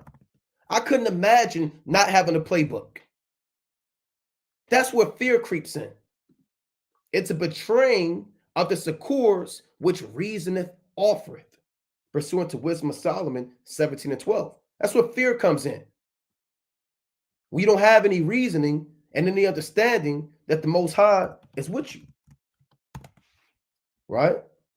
1 Thessalonians chapter 5 and verse number 4. But ye, brethren, are not in darkness, that day should overtake you as a thief. Ye are all the children of light, and the children of the day. We are not of the night, nor of darkness. Therefore, let us not sleep as do others, but let us watch and be sober. For they that sleep, sleep in the night, and they that be drunken are drunken in the night. So you got two types of people in the world. You got people that are of the night and they're drunk in sleep. Think about what people are doing right now. What is it, 1:41 in the morning? Don't you know people are freaking off, getting drunk, dressed up? Some woman is dressed up like a so-called sexy nurse, quote unquote, a whorish police officer, man. Some Negroes out with his shirt on, man. Shirt off, smoking a blunt. They're drunk in the night, man. Somebody right now is working overtime. They have no idea what's going on. They don't have a playbook. They don't have the answers, man. The Most High said we're not like that. We're children of the day. We have been given the inspiration from the Almighty to know the plots and the plans and the devices that they speak against us, man. Let me get this quick precept. I believe I went Jeremiah chapter 20. Right, Salakia. I went Jeremiah chapter 20 and verse number, oh man. Right? Let's start at, man, this whole thing is amazing. Let's start at, we're going to start at 7. Jeremiah 20 and 7. O Yahweh, Bashmi Awashai, thou hast deceived me, and I was deceived. Thou art stronger than I, and hast prevailed. I am in derision daily. Everyone mocketh me. right? We're in derision daily. People mock us, to make fun of us. You're still out there teaching. What's that on the bottom of your shirt? You don't celebrate Thanksgiving? You're weird. You're strange. Everyone mocks us. That's fine. For since I spake, I cried out. I cried violence and spoil, because the word of the Lord was made a reproach unto me and a derision daily. So every day you might get mocked. Somebody might leave you, call you out your name, separate from your company, block your telephone, your cell phone number daily, because you push the word of the Most High. Verse number 9. Then I said, I will not make mention of him, nor speak any more in his name. But his word was in my heart as a burning fire shut up in my bones, and I was weary with forbearing, and I cannot stay. So some brothers get to the point, like Jeremiah, where you say, you know what, man, the pressure's too much. It's too burdensome to be in this truth. Everybody makes fun of me. They laugh against me. I lost all my friends. My woman left me. My children hate me. I'm not speaking anymore in his name. I won't do any more videos. I won't go out to camp. I won't share no more posts on social media. I won't hand out any more flyers. I'm done. But what? What did the Most High say? You might think that, but his word was in my heart as a burning fire shut up in my bones, and I was weary with forbearing, and I could not stay. He said, I wanted not to do anything with this truth. I don't want nothing to do with this truth, but this burning had this itch, this fire inside of me. I couldn't forbear. I couldn't stop. I started getting worn out from not doing the work. I couldn't stay in that place and hide from doing the work, the will of God. It made me weary. I was vexed not teaching. I was vexed not reading. I was vexed not studying. I was vexed not prophesying. So the Lord could turn that fire up inside of you. And you might not want to do this work, but if you the elect, if you a prophet, you're going to do the work any damn way, because it's not up to you. The Most High sanctified you from the womb. You might want to stay, take a break, take your foot off the gas. The Most High he's going to tap into that card, and he's going to make you go into overdrive mode. Here's the point I want in verse 10. For I heard the defaming of many, fear on every side. Report, say they, and we will report it. See that? All my familiars watch for my halting, saying, peradventure, he will be enticed, and we shall prevail against him, and we shall take our revenge on him. So everybody's plotting on the prophets, on the servants, or even on you righteous sisters, your households, your families. They're plotting and planning on every side, and they're waiting for you to slip up, to go back in the world. Don't give them no reason to mock you, man. They're waiting for you to get enticed. They know your name, and they're specifically programming your algorithm for nothing but lust and freakism. And they're watching you and your screen time and how much time you give yourself over to freakism. So they can mock you and say, he really ain't a servant of the Most High.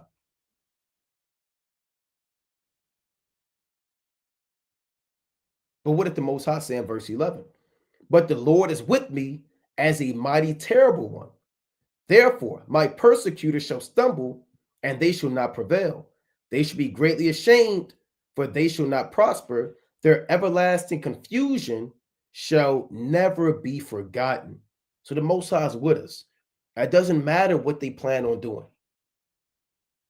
It doesn't matter what their plots are. It doesn't matter that they're waiting for us to fall, that they're putting laws into place. That has nothing to we're not sitting up there stressing. We don't have nervous breakdowns. We're not having asthma attacks because they're putting us into this category to round us up. We know that the Most High is with us as a mighty terrible one, man. What did the Lord do when the Egyptians are saved to go after them in the Red Sea? What did the Lord do to the men that bound up Hananiah, Azariah, and Mishael? and threw them in the furnace. And say the fire consumed them. The fire burnt them up.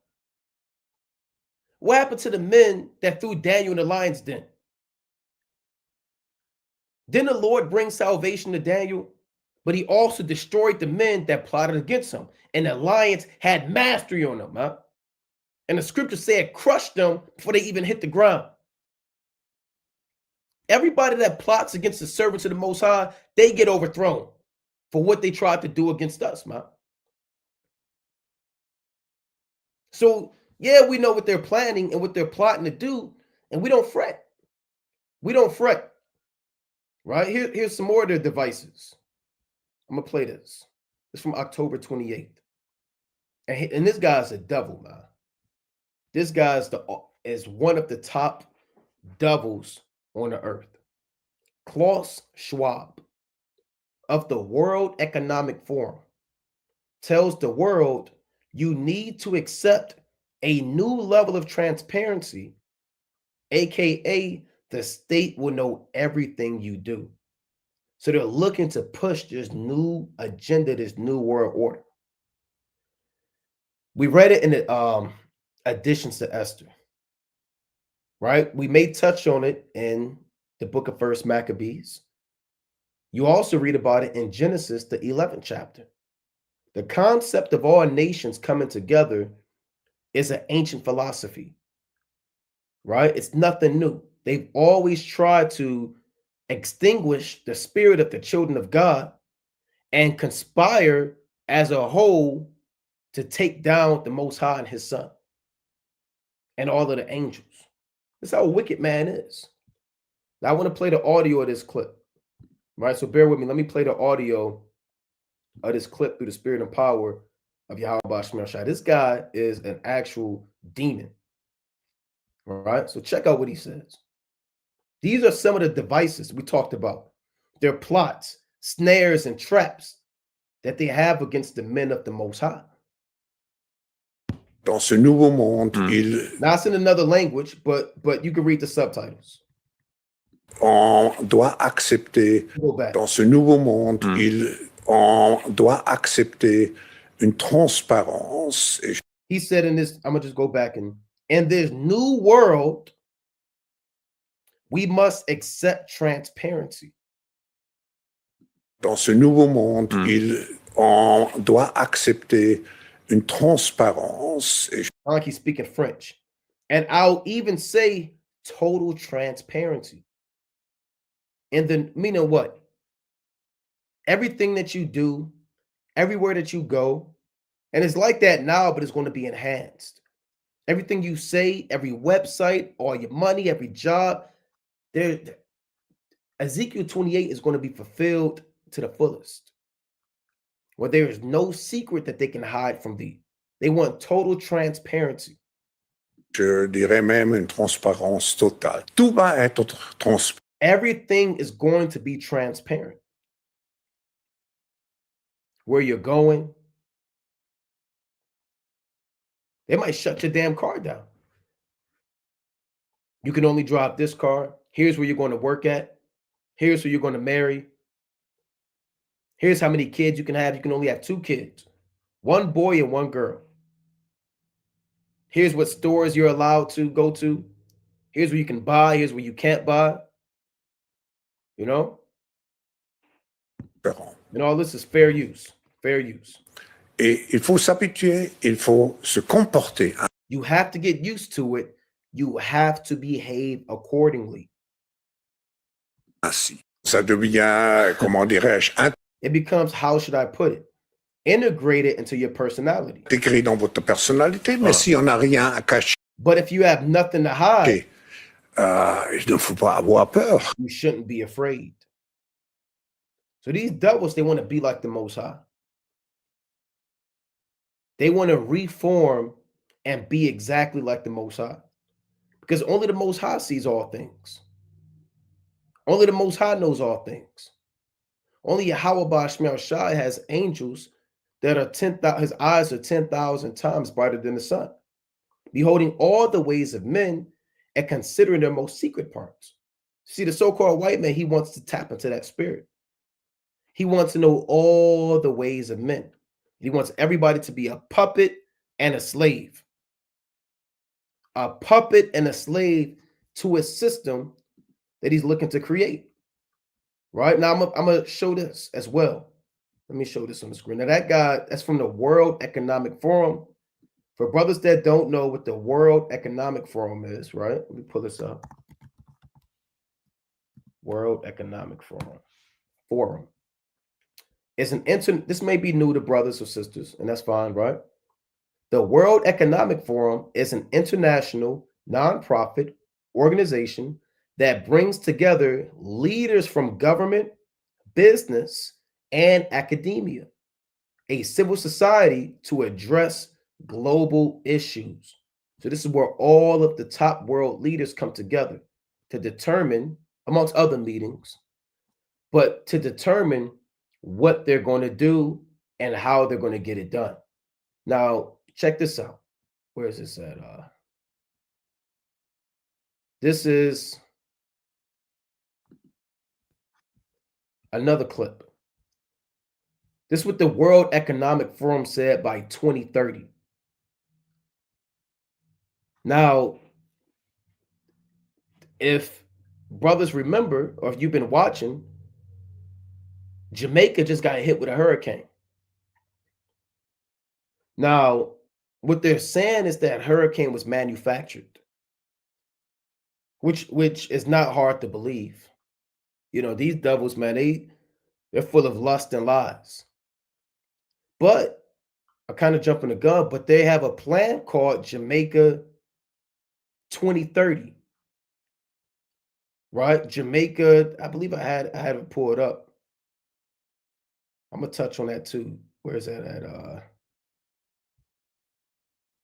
Jamaica 2030. So, or Vision 2030 of Jamaica, a national development plan. So they want to wipe out all of the old and reform Jamaica according to the world powers. Do you think all of the Benjamites had some say-so in this? Did they gather all of the children of Israel and seek counsel? How do you want this to be? Where do you want this to be at? How is this going to go down? No. This development plan, and they have a vision 2030 for every country, for every nation. By 2030, this is their plans. It's not biblical. This is man's devices. They would like by the year 2030 to have their global new world order and reset in place.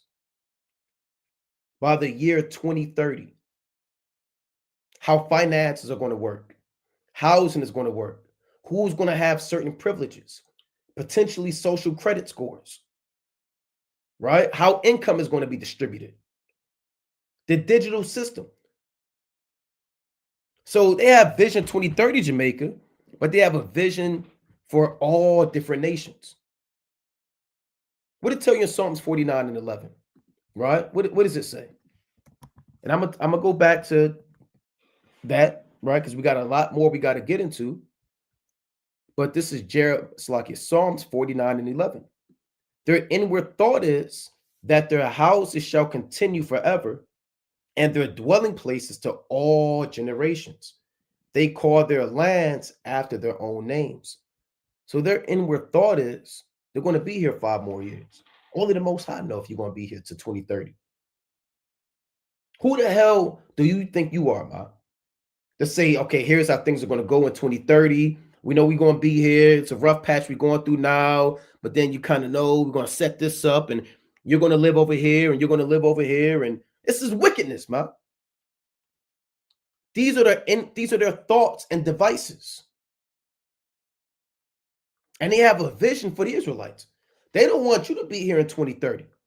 Vision 2030 for the Israelites is you're either in the FEMA camp, you conform to this new world order, or you're dead. That's the Vision 2030 for the Israelites. To get you out the land of the living, or just bow down to this new system. They have Vision 2030 Jamaica, Vision 2030 Russia. They have a vision for France or for the European Union, a vision for all these nations. That's their visions. Right? Let's go to Isaiah chapter 47. Then I'm going to go back to that. Right? This is the book of Isaiah, chapter 47, and verse number 13. It reads, Thou art wearied in the multitude of thy counsels. Let now the astrologers, the stargazers, the monthly prognosticators stand up and save thee from these things that shall come upon thee. So the Most High talking his talk. He said, all these top men you got, they're not going to be able to do a damn thing against me when I return. The point I want to touch on is his monthly prognosticators. Right? What is a monthly prognosticator? To prognosticate, to foretell or prophesy a future event. So one of the first precepts that we read was Job, the 39th chapter, about 36 on down, paraphrasing, concerning the eagle who sees afar off. Let me go back to that real quick. Right? Let me go back to that. That's the spirit that they're in. Job 39 and verse 29. From thence she seeketh the prey, and her eyes behold afar off. That's that spirit of looking into the future, dealing with prophecy on the left-hand side, seeing afar off 5 years from now. What is life going to be like for the world? How do I want life to be in the year 2030, 2050? Their eyes are beholding afar off. Like I said earlier, Jake, you live from day to day, week to week. These doubles are planning 10 years, 20 years, 30 years in advance. And they relegated you to this confined lifestyle where you're just thinking one day in advance. They made life so hard where you're living week by week. You can't even plan 2 weeks from now because you don't know what the hell is going to happen. But again, they're not like you and I. They're able to foretell or prophesy future events. That's what Isaiah is letting you know, that they have monthly prognosticators, right? And they're able to look into the future to determine what type of sorcery is going to be done, to predict or foreshadow, right? So that's why they have, where's this at again? I said we got a lot. Where's this at? Right? This is this one. Vision 2030. Now, allegedly, they're trying to hit with these hurricanes to knock out, they're manufacturing certain weather events. Now, you can say this is a conspiracy theory if you want, right? You can say, well, that's not true. You don't have any proof on that. And you can say that if you want to, man. You can be simple if you want to. Cloud seed and these different things and the weather department, they say that they're looking to create and manufacture storms. And they want Jamaica by 2030 to fit right into their plan. And this is just one of the testing grounds. Why 2030? Why not 2032? Why not, tomorrow? Because again, this goes into their plan. Right? Here's where's this at? Let's see. I'm gonna go back 2030 is a global plan, Agenda 2030. Again, this is old. They've been done this, but we're going into it now based off of the prophecies that we're currently seeing.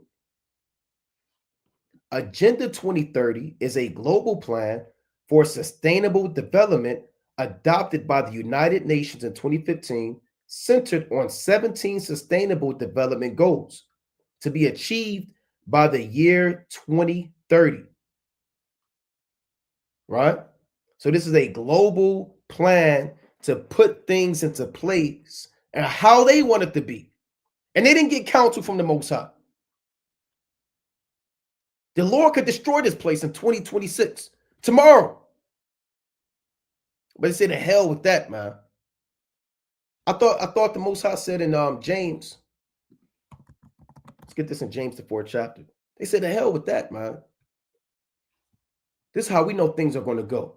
Jamaica, you're going to be like this. The European Union, you're going to be like this.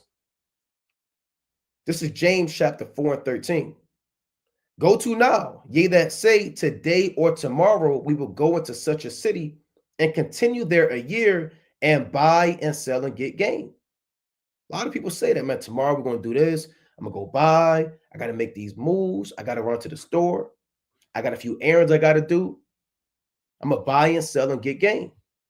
Whereas ye know not what shall be on the morrow. For what is your life? It is even a vapor that appeareth for a little time and then vanisheth away. So these devils don't know what's going to be on the morrow.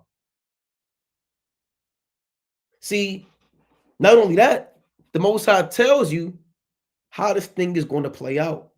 Remember, we got the playbook. We got their signals. We know what play they're going to run. And when it's going to happen. They don't know what's going to be on the morrow. We know what's going to happen to them. Here's what's going to happen to them. They want to try to put this into place. Here's Job chapter 20, if I'm not mistaken, right? This is Job chapter 20 and verse number 21. It reads, there shall none of his meat be left.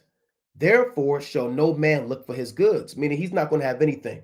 No buildings. When the Most High really destroy this place, the hell with the 2030, you're going to have nothing. There's no more meat, no more wealth, no more buildings. All this place is going to be destroyed. Here's the point.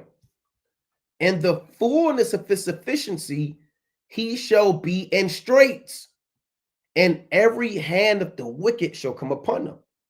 What is the fullness of his sufficiency? Just when he's about to try to establish his new world order.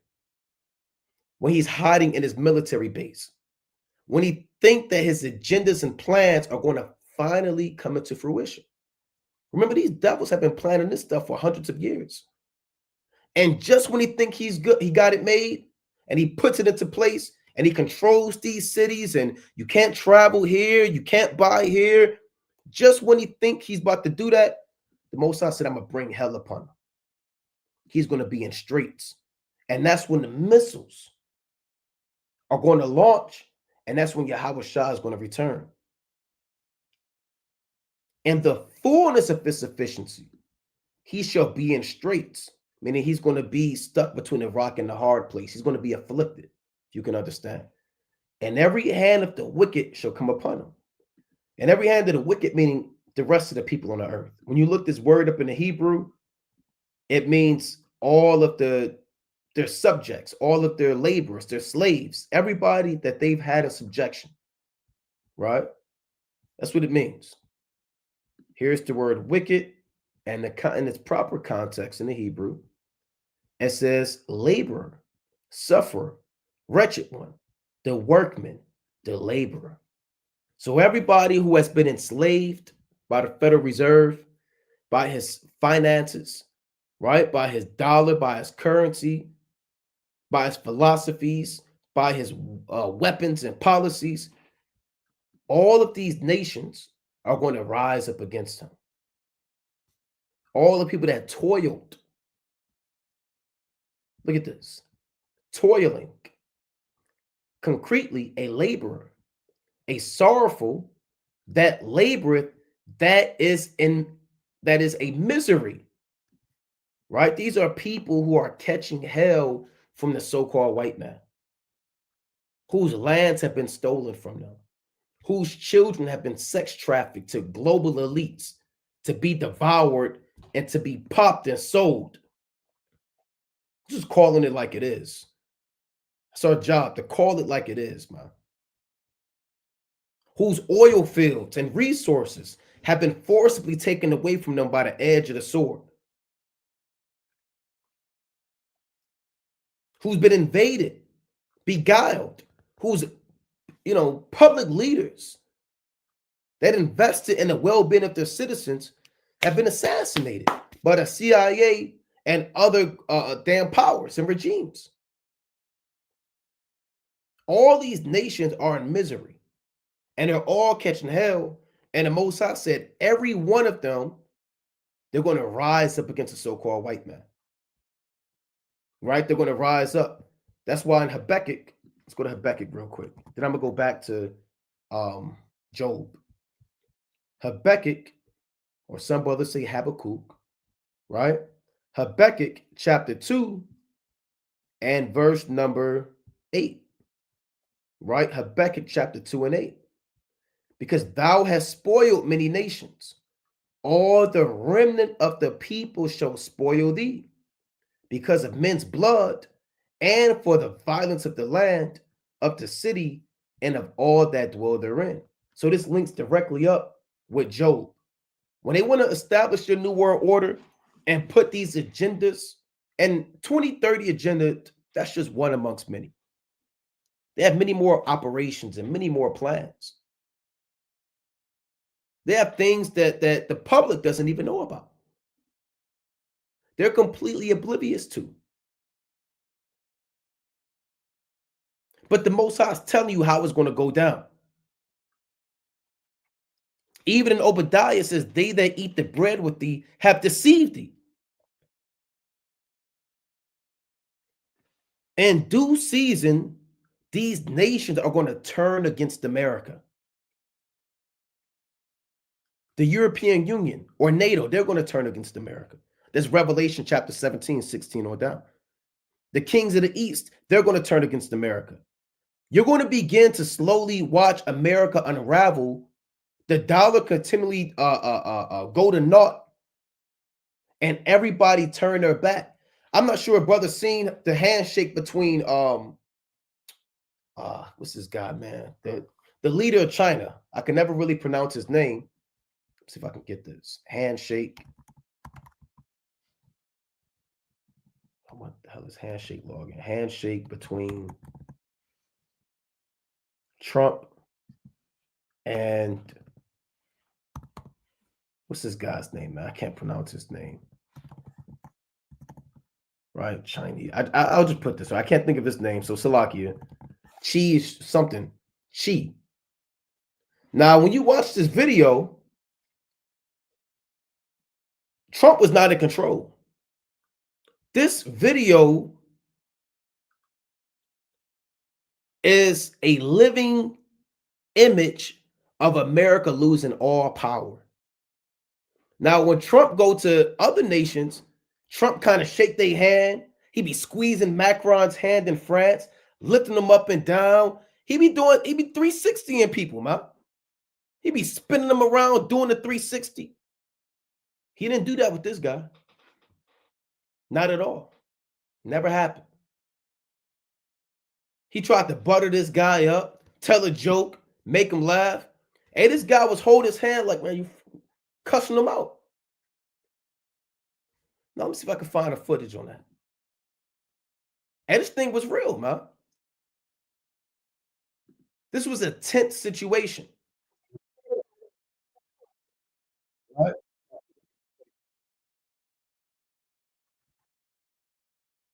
Now, check this out. These nations hate America, man. I'm going to play the audio. They utterly despise America. Now, remember China at one time, man, they were a developing country. Remember that. China wasn't always the big upcoming kid on the block. They were a developing country after World War II. And if you're watching, remember, recently, maybe within the last 30 days or so, they just elevated their status from a developing country to an actual first world country. And they don't respect America anymore. So I'm going to play this handshake, and you could see the tension. If you were there, like they say, you can cut it with a knife. Look at their reactions. Look at their faces. And you tell me after watching who is in control, you tell me who needs who. So let's play this. Does China need America? Does America need China? Hello, everyone. Fair use, fair use.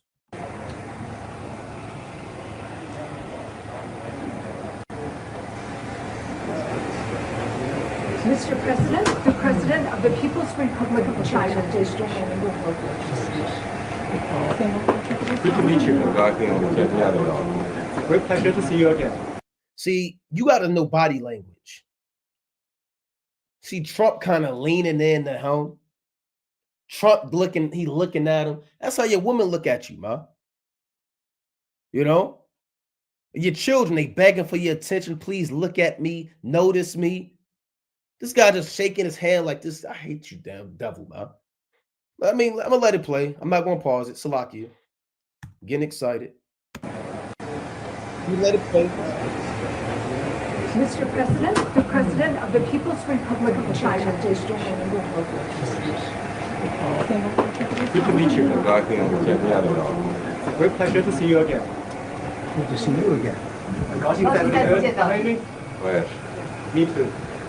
And we're going to have a very successful meeting, I have no doubt. 我肯定我们今天会有非常成功的会， But he's a very tough negotiator. That's not good. 但是他是很强硬的谈判者哦，这不好。 We know each other well. 我们相互之间非常了解。 Mr. President, do you plan to sign a trade deal today? Could be. 有可能。 I think we have. And he don't want to be there, man. He don't want to be there. This is what you call a second-hand embarrassment. Let me go back a little bit, man. America's done. Great pleasure to see you again. They would not do this to J. Edgar Hoover. They wouldn't do this to who's it? FDR, Kennedy. They didn't even do this to Bush. They feared Ronald Reagan. They feared Ford, man. They feared Theodore Roosevelt. Now look at America. Look at these leaders.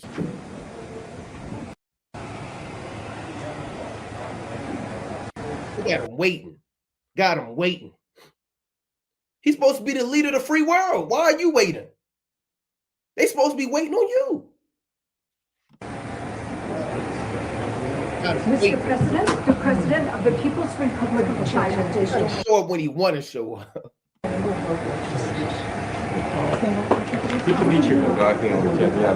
Begging. It's a shame, right? The body language is evident, man. It's evident that Babylon the Great is finished, man. Right? They are finished. Now let me go back to this and play this. Right? Let's go back to what I was going into. I'm gonna go back and finish this precept, and we got a few more time. Right? We pushing time. Habakkuk chapter 2 and verse 8 again.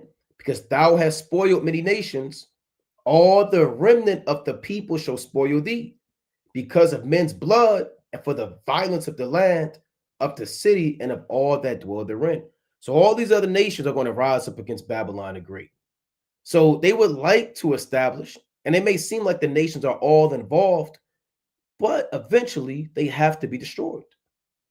Now, here's the United Nations, and here's their 17 goals for Agenda 2030.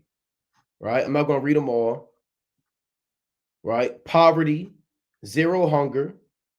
Actually, I am. Good health and well-being, quality education, gender equality, clean water and sanitation, affordable and clean energy, decent work and economic growth, industry innovation and infrastructure, reduced inequalities, sustainable cities and communities. That's where they got these 15-minute cities, right? Responsible consumption and production, climate action, life below water, life on land, peace, justice, and strong institutions and partnerships for the goals, right? So this is what they want to do. The 2030 Agenda for Sustainable Development. This is a global partnership where they want all of the nations to come together. And everybody's going to be complicit in these things. They're going to be complicit. Now, where is this at? Here's what they said. By 2030, you'll own nothing and you'll be happy. The United States won't be the world's leading superpower. You'll eat much less meat. 1 billion people will be displaced by climate change, and there'll be a global price on carbon. So all of the nations are coming together, right? And they're going to reshape how the world is going to be, right? They're going to reshape how the world is going to be.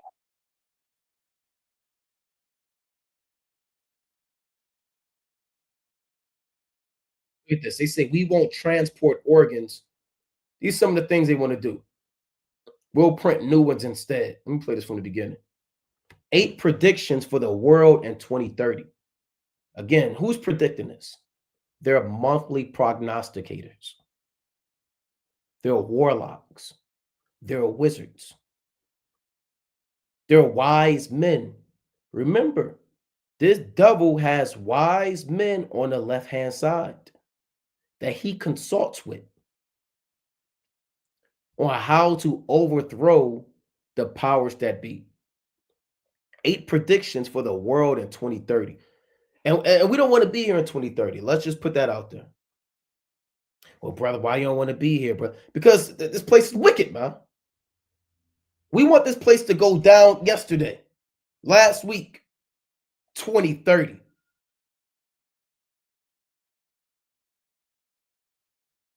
Let me get it one quick precept, and I'm gonna let this play, man. 2030. I got gray hairs. I came in this truth without gray hairs. Now I got gray hairs, man. I was just telling brothers, man. I'm looking in the mirror and I got gray hairs in my head, man. And it reminded me of this precept, this Baruch chapter 3 and 10. We've been here too damn long. How this Baruch 3 and 10? How happened it, Israel, that thou art in thine enemy's land, that thou art waxen old in a strange country, that thou art defiled with the dead. So we're waxing old in a strange country, man. Right? We're breaking down. We're getting gray hairs, in our beard, in our hair, man. The food is getting worse. The water's getting worse. The Lord said, how did this happen? How are you waxing old in a strange country? We don't want to keep waxing old, man. I don't want to die here. I don't want to die. I don't know about you. I don't want to die in Babylon the Great. God forbid. If I got to get buried here. Now, if I get my head chopped off or we die for this truth, hey, I'll praise to the Most High. But if we just wax old and just die here, you know how sad that is, man?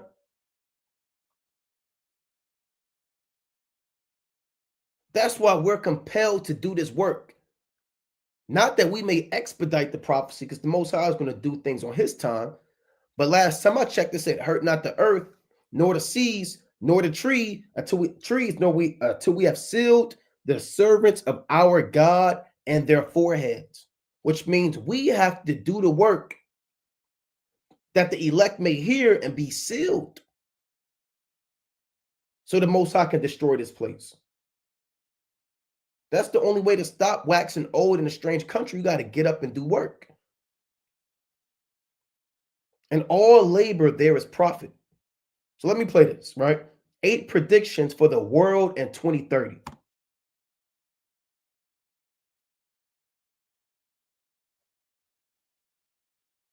You'll own nothing and you'll be happy.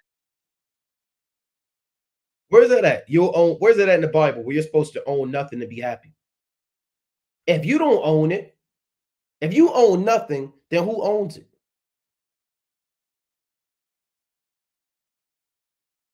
That's one of the first things.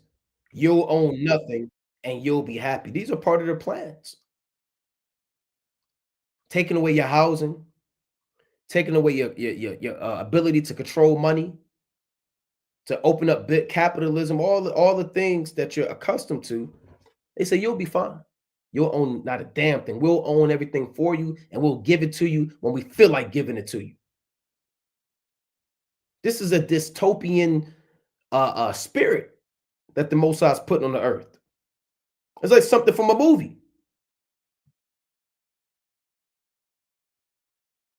Whatever you want, you'll rent, and they'll be delivered by drone.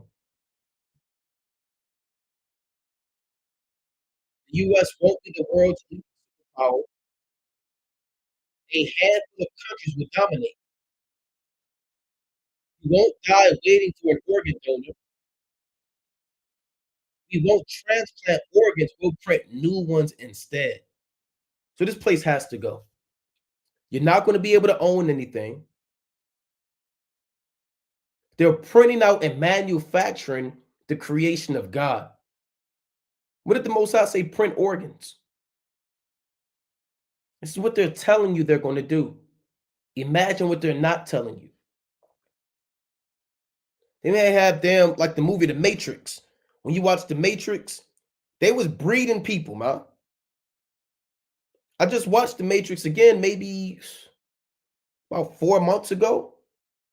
You go back and watch it, like, damn, man. They had a whole, I don't even know how to describe it. A whole damn city of people, man, that they were manufacturing. See, that's what they're getting into. This new system, this global agenda. You know? And everything's manufactured, everything's technological, everything's AI. Everything's digital.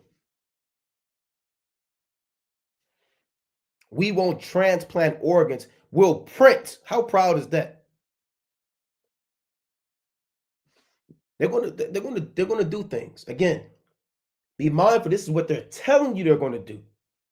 Imagine what they're not telling you. You'll eat much less meat. What does that mean? They're going to monopolize and control all food distribution. They're telling you what you're going to eat and what you're not going to eat. They're going to ration out your food for you.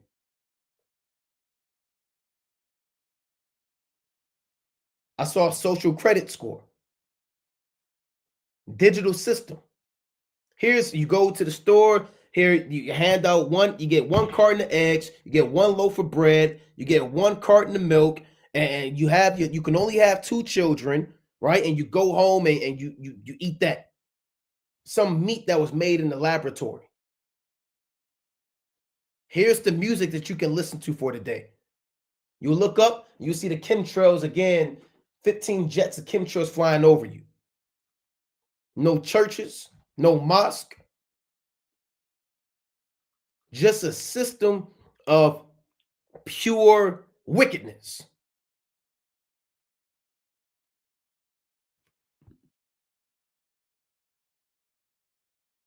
An occasional treat, not a staple. So meat is going to be an occasional treat, whatever the hell that means. Jake, you gotta have your damn, your protein in your meal.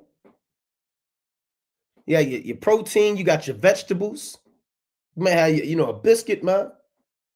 Your cornbread, but you gotta have your protein. That's a key part of Jake's meat, man, or a meal. But now they're gonna say it's an occasional treat.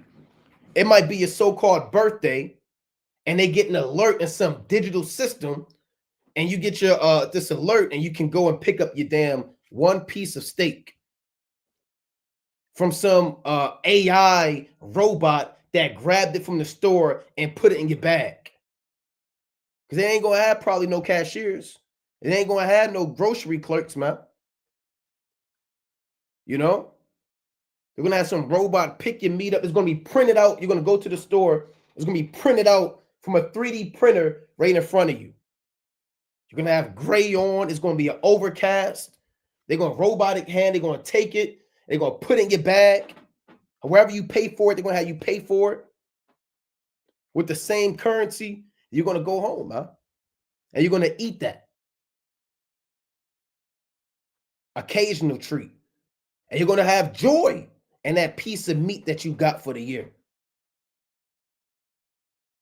Job had exceeding great cattle. Abraham had many cattle, much oxen. You know? And if people are going to get the occasional meat, that means other people are going to be eating good.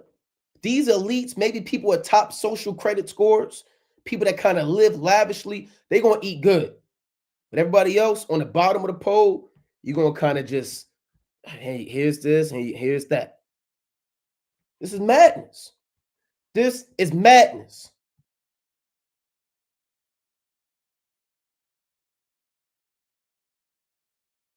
So it's for your occasional meat is for the good of the environment, and it's for our health.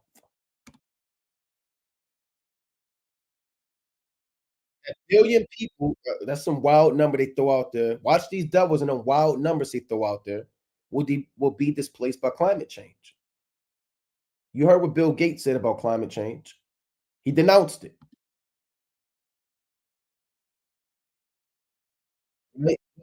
Integrating refugees.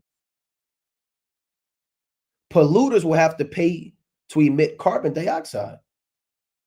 Wow.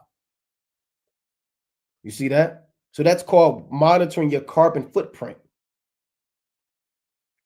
Here's how much electricity you can use for the day. Here's how far you could drive your car. Everything's going to be electric. No more gas stoves. You know, here's how many watts you can use for the day. If you use carbon dioxide, here's the fine you have to pay. You know, here's the type of energy you can use. A global price on carbon means global currency. Come on, you could be preparing to go to Mars. Scientists will have worked out how to keep you healthy in space. Remember, they made that movie Elysium. I'm not sure if brother saw that, but there's a movie called Elysium. Matt Damon, it was made maybe 10 years ago. And they have this, you could check it out. It's like a dystopian movie, one of my favorite types of movies, where they got these elites, they live up in the firmament. They live in the heavens. And then everybody that's poor and destitute, they live on the earth. So they're going to work out how to keep people healthy up there. You know, if you're from certain families,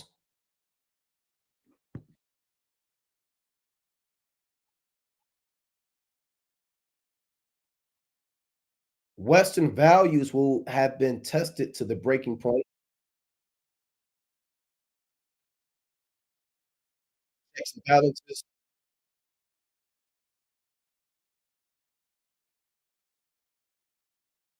Right. So that's what they're talking about. Right. That's what they want to do by the year 2030. Right. That's what they would like to do by the year 2030. Right. That's their agenda. Again, that's why this economy is crashing, man. That's why we got massive layoffs. Amazon, I think Amazon laid off 30,000. Microsoft, UPS, all these jobs are going digital. Right? So America's done, man. Right? America's done. Let me go to Wisdom of Solomon, chapter 15. We're going to get a few more. Where am I at with time? All right. More than likely. Okay, let me get, I got a few, maybe a few more minutes. Right. There's a few more things I want to touch on. Right. This is Wisdom of Solomon, chapter 15 and verse number 12. For they counted our life a pastime, So they don't treat you the way that the Most High called them to treat you as the children of God. They count your life a pastime and our time here a market for gain. They look at you like a dollar, as a pawn on a chessboard. How to manipulate you, control every aspect of your life. Your time here is a hobby unto them. How to dictate your life and what you do. This is what they would like to do. And your time in the land of the living, to them, you're just the market price. You're just the game. You're just the number. You're just a slave. Let me read this again. Wisdom of Solomon 15:12. For they counted our life a pastime, and our time here a market for gain. For, say they, we must be getting every way, though it be by evil means. They say we're going to get it how we can, even if it's evil, even if it's contrary to the laws of God, even if it's contrary to biblical principles, even if it comes with the murder of millions of people and people being poor and destitute. We're going to get it by any means. We must get it by every way, even if it's evil means. So the Most High is telling you how these devils get down, man. He's telling you how these devils get down. Let's go to Revelation chapter 13. All right, let's go to Revelation, the 13th chapter, and I'm going to get verse number 15. It reads, and he had power to give life unto the image of the beast, that the image of the beast should both speak and cause that as many as would not worship the image of the beast should be killed. So this whole system that they're creating is the image of the beast. It's not an actual picture of a man, right? That lived long ago. This word image means a particular system, right? Like, again, we always bring the precept out in Romans 8 that we're conformed to the image of Yahushua. When you go to Genesis, the 5th chapter, this is Genesis chapter 5 and verse 3. And Adam lived 130 years and begat a son in his own likeness after his image and called him Seth.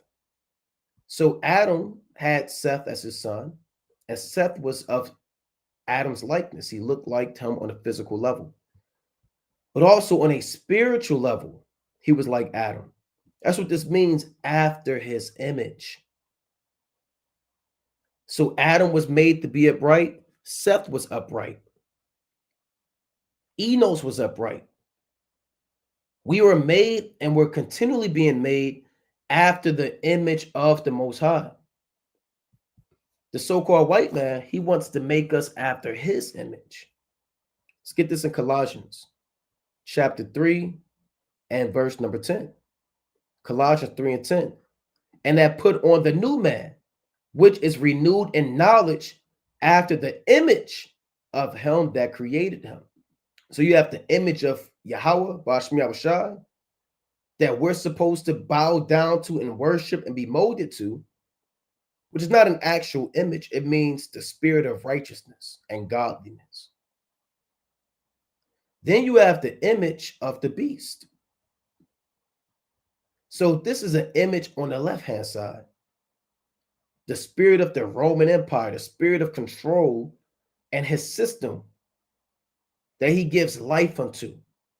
He gives life unto it through his technology, through his agendas, through his devices, through his architecture, through his policies. He makes this Roman Empire live again. Keep in mind, who's doing this? The false prophet. The job of the prophet is to get you to worship. I'll put it like this. The job of any prophet is to turn you back to God. That was the job of Elijah. That was the job of Jeremiah. That was the job of Moses, to turn us back to God. Right? And we were brought back to God by doing sacrifices on the altar and being reconciled to him. All of that is on the left-hand side as well. On the left-hand side, they want you to come back to God. What God do they want to make you go back to? Satan, the God of this world. And you have to go to him through his image. You understand? Through his idols, through his system. They want you to worship Satan and his Roman Empire by creating Rome all over again, by creating this new world order, this totalitarian system, that the image of the beast should both speak and cause that as many as would not worship the image of the beast should be killed. So if you don't get down with this system, it's over. Right? And he calls it all, both small and great, rich and poor, free and bond, to receive a mark in their foreheads.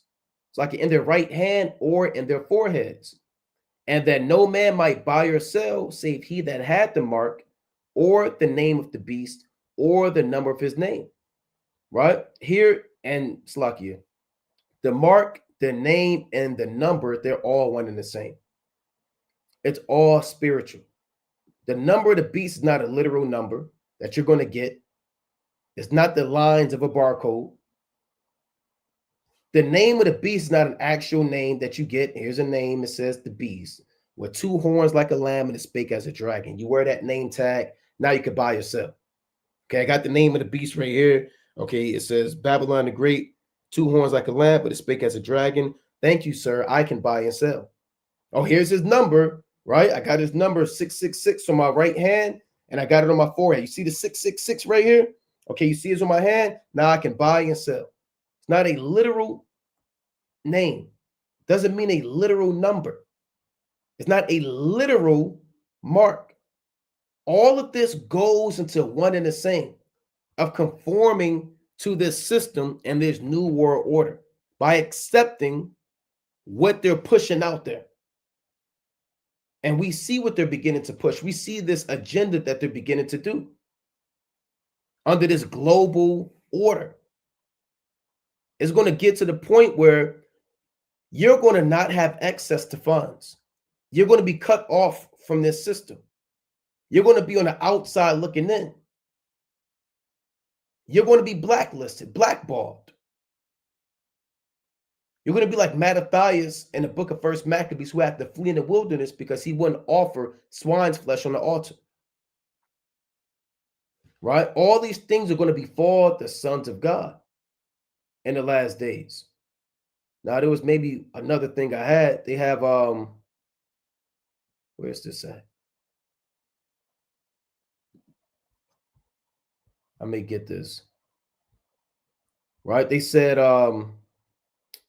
we have to unify digital ID. We have to unify all the national data and put it into a database easily consumable by AI.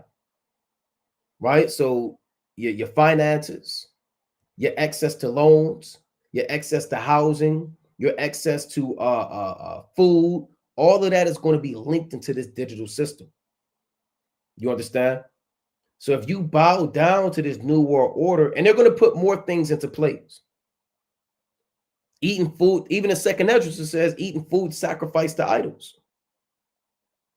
They're going to take you being idle and make you eat food sacrificed to idols.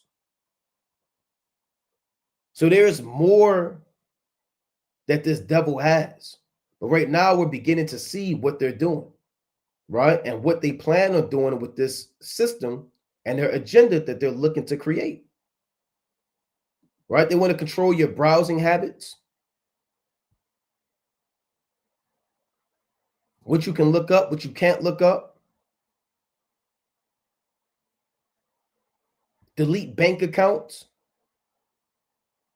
All these things are coming on the earth. Right? Let me get this real quick. And Psalm 73. I know I'm running out of time. Right? Let's get Psalms 73. This is Psalms chapter 73 and verse number 20. As a dream when one awaketh, so, O Lord, when thou awakest, thou shalt despise their image. So when Yahweh returns, he's going to destroy this image.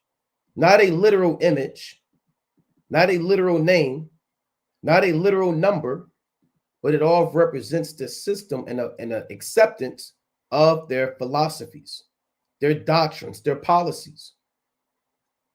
Thus my heart was grieved, and I was pricked in my reins. So foolish was I and ignorant, I was as a beast before thee.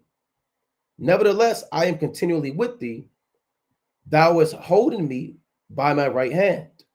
Thou shalt guide me with thy counsel, and afterward receive me into glory. Whom have I in heaven but thee?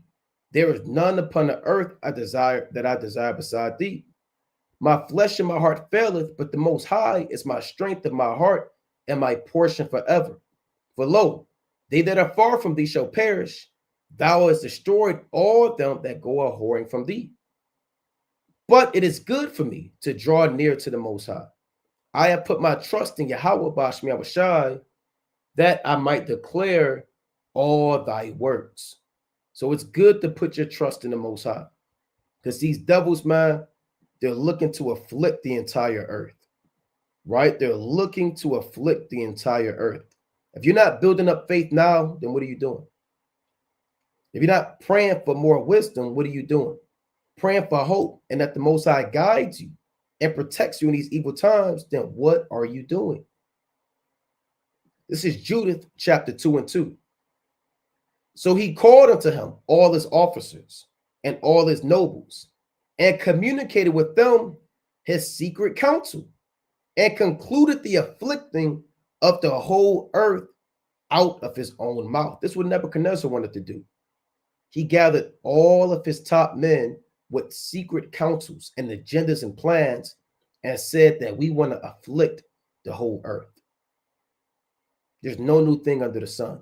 That's what these devils are currently doing. Then they decreed to destroy all flesh that did not obey the commandment of his mouth. So if you don't comply and get down with the system and conform to this image, then you're going to be destroyed, banished, outcast, no access to funds, no access to food, loans, jobs. And ultimately, the men of the Most High are going to be beheaded. You know, they're going to be beheaded if you don't obey the commandment that goes out of this so-called white man's mouth. Right? That's what the Most High is saying. If you don't obey their commandment. Let's get one more. Right? But we're going to trust in the Most High, man. We don't give a damn about what these devils are talking about, man. We're going to continually trust in Yahweh, Bashmi Abishai, the God of our fathers, Abraham, Isaac, and Jacob. The Most High said, did ever any trust in the Lord and was confounded? You know, this is Ecclesiasticus chapter 51 and verse number, let's start at, let's read 10. 9. This is what brothers have to do in these days, right?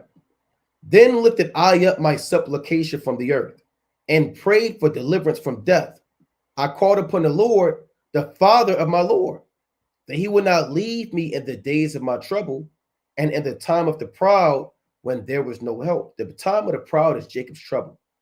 These are the days of trouble that he's speaking about. You have to call upon Yahweh, Bahashmi Abishai. You can't be nervous. You can't worry. You can't doubt, how am I going to eat? Where am I going to get food from? You know, what if they cut me off here? What if my job let me go? You have to call upon Yahweh, Bahashmi Abishai, in the days of your trouble and in the time of the proud, where you're not going to get help from man. I will praise thy name continually and will sing praises or praise with thanksgiving. And so my prayer was heard. So the Lord is going to hear you in the day of evil if you're praising him now. If you're doing what's right now, walking with integrity, keeping the commandments, walking uprightly, and praising him through your works and through your actions, if you're doing it now, in a day of evil, your prayer is going to be heard. If you want to be wicked now and then pray to the Most High for deliverance in those days, he's not going to hear you. Last time I checked in Proverbs, it says he's going to laugh at your calamity. He's going to mock when your fear cometh. When your fear cometh as desolation and your destruction cometh as a whirlwind, then shall they call upon me, but I will not answer. They shall seek me early, but they shall not find me. But yet they hated knowledge and did not choose the fear of the Lord. So now it's time to get right with the Most High in sincerity, so you can be heard in the days of evil. Verse number 12. Sirach 51:12. For thou savest me from destruction and deliverest me from the evil time.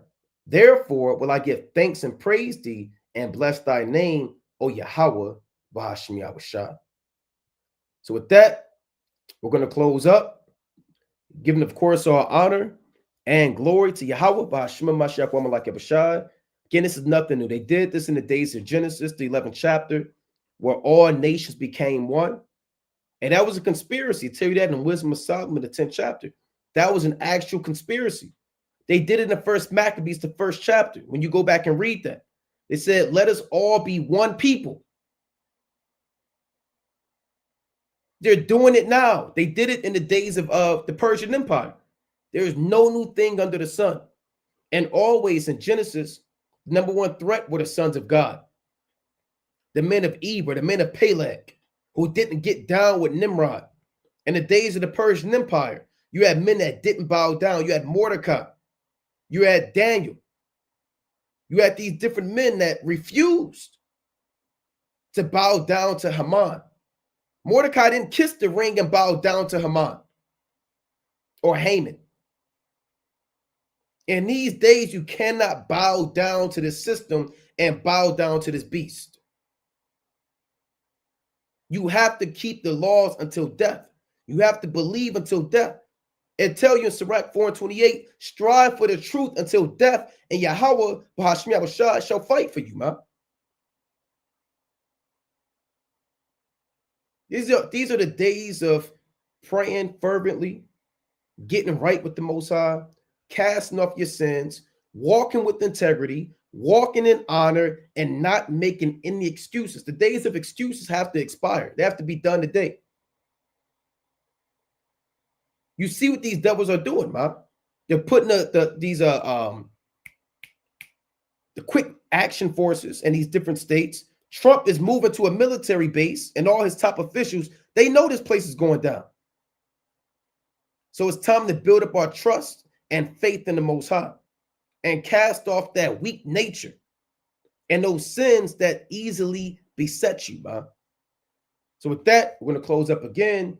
Keep the Sabbath holy. No buying, no selling, no cooking, no work, no sex on the Sabbath, no speaking your own words, no doing your own pleasures. Keep the Sabbath day holy. Most High willing you are edified. Kwame Yashala. Shalom.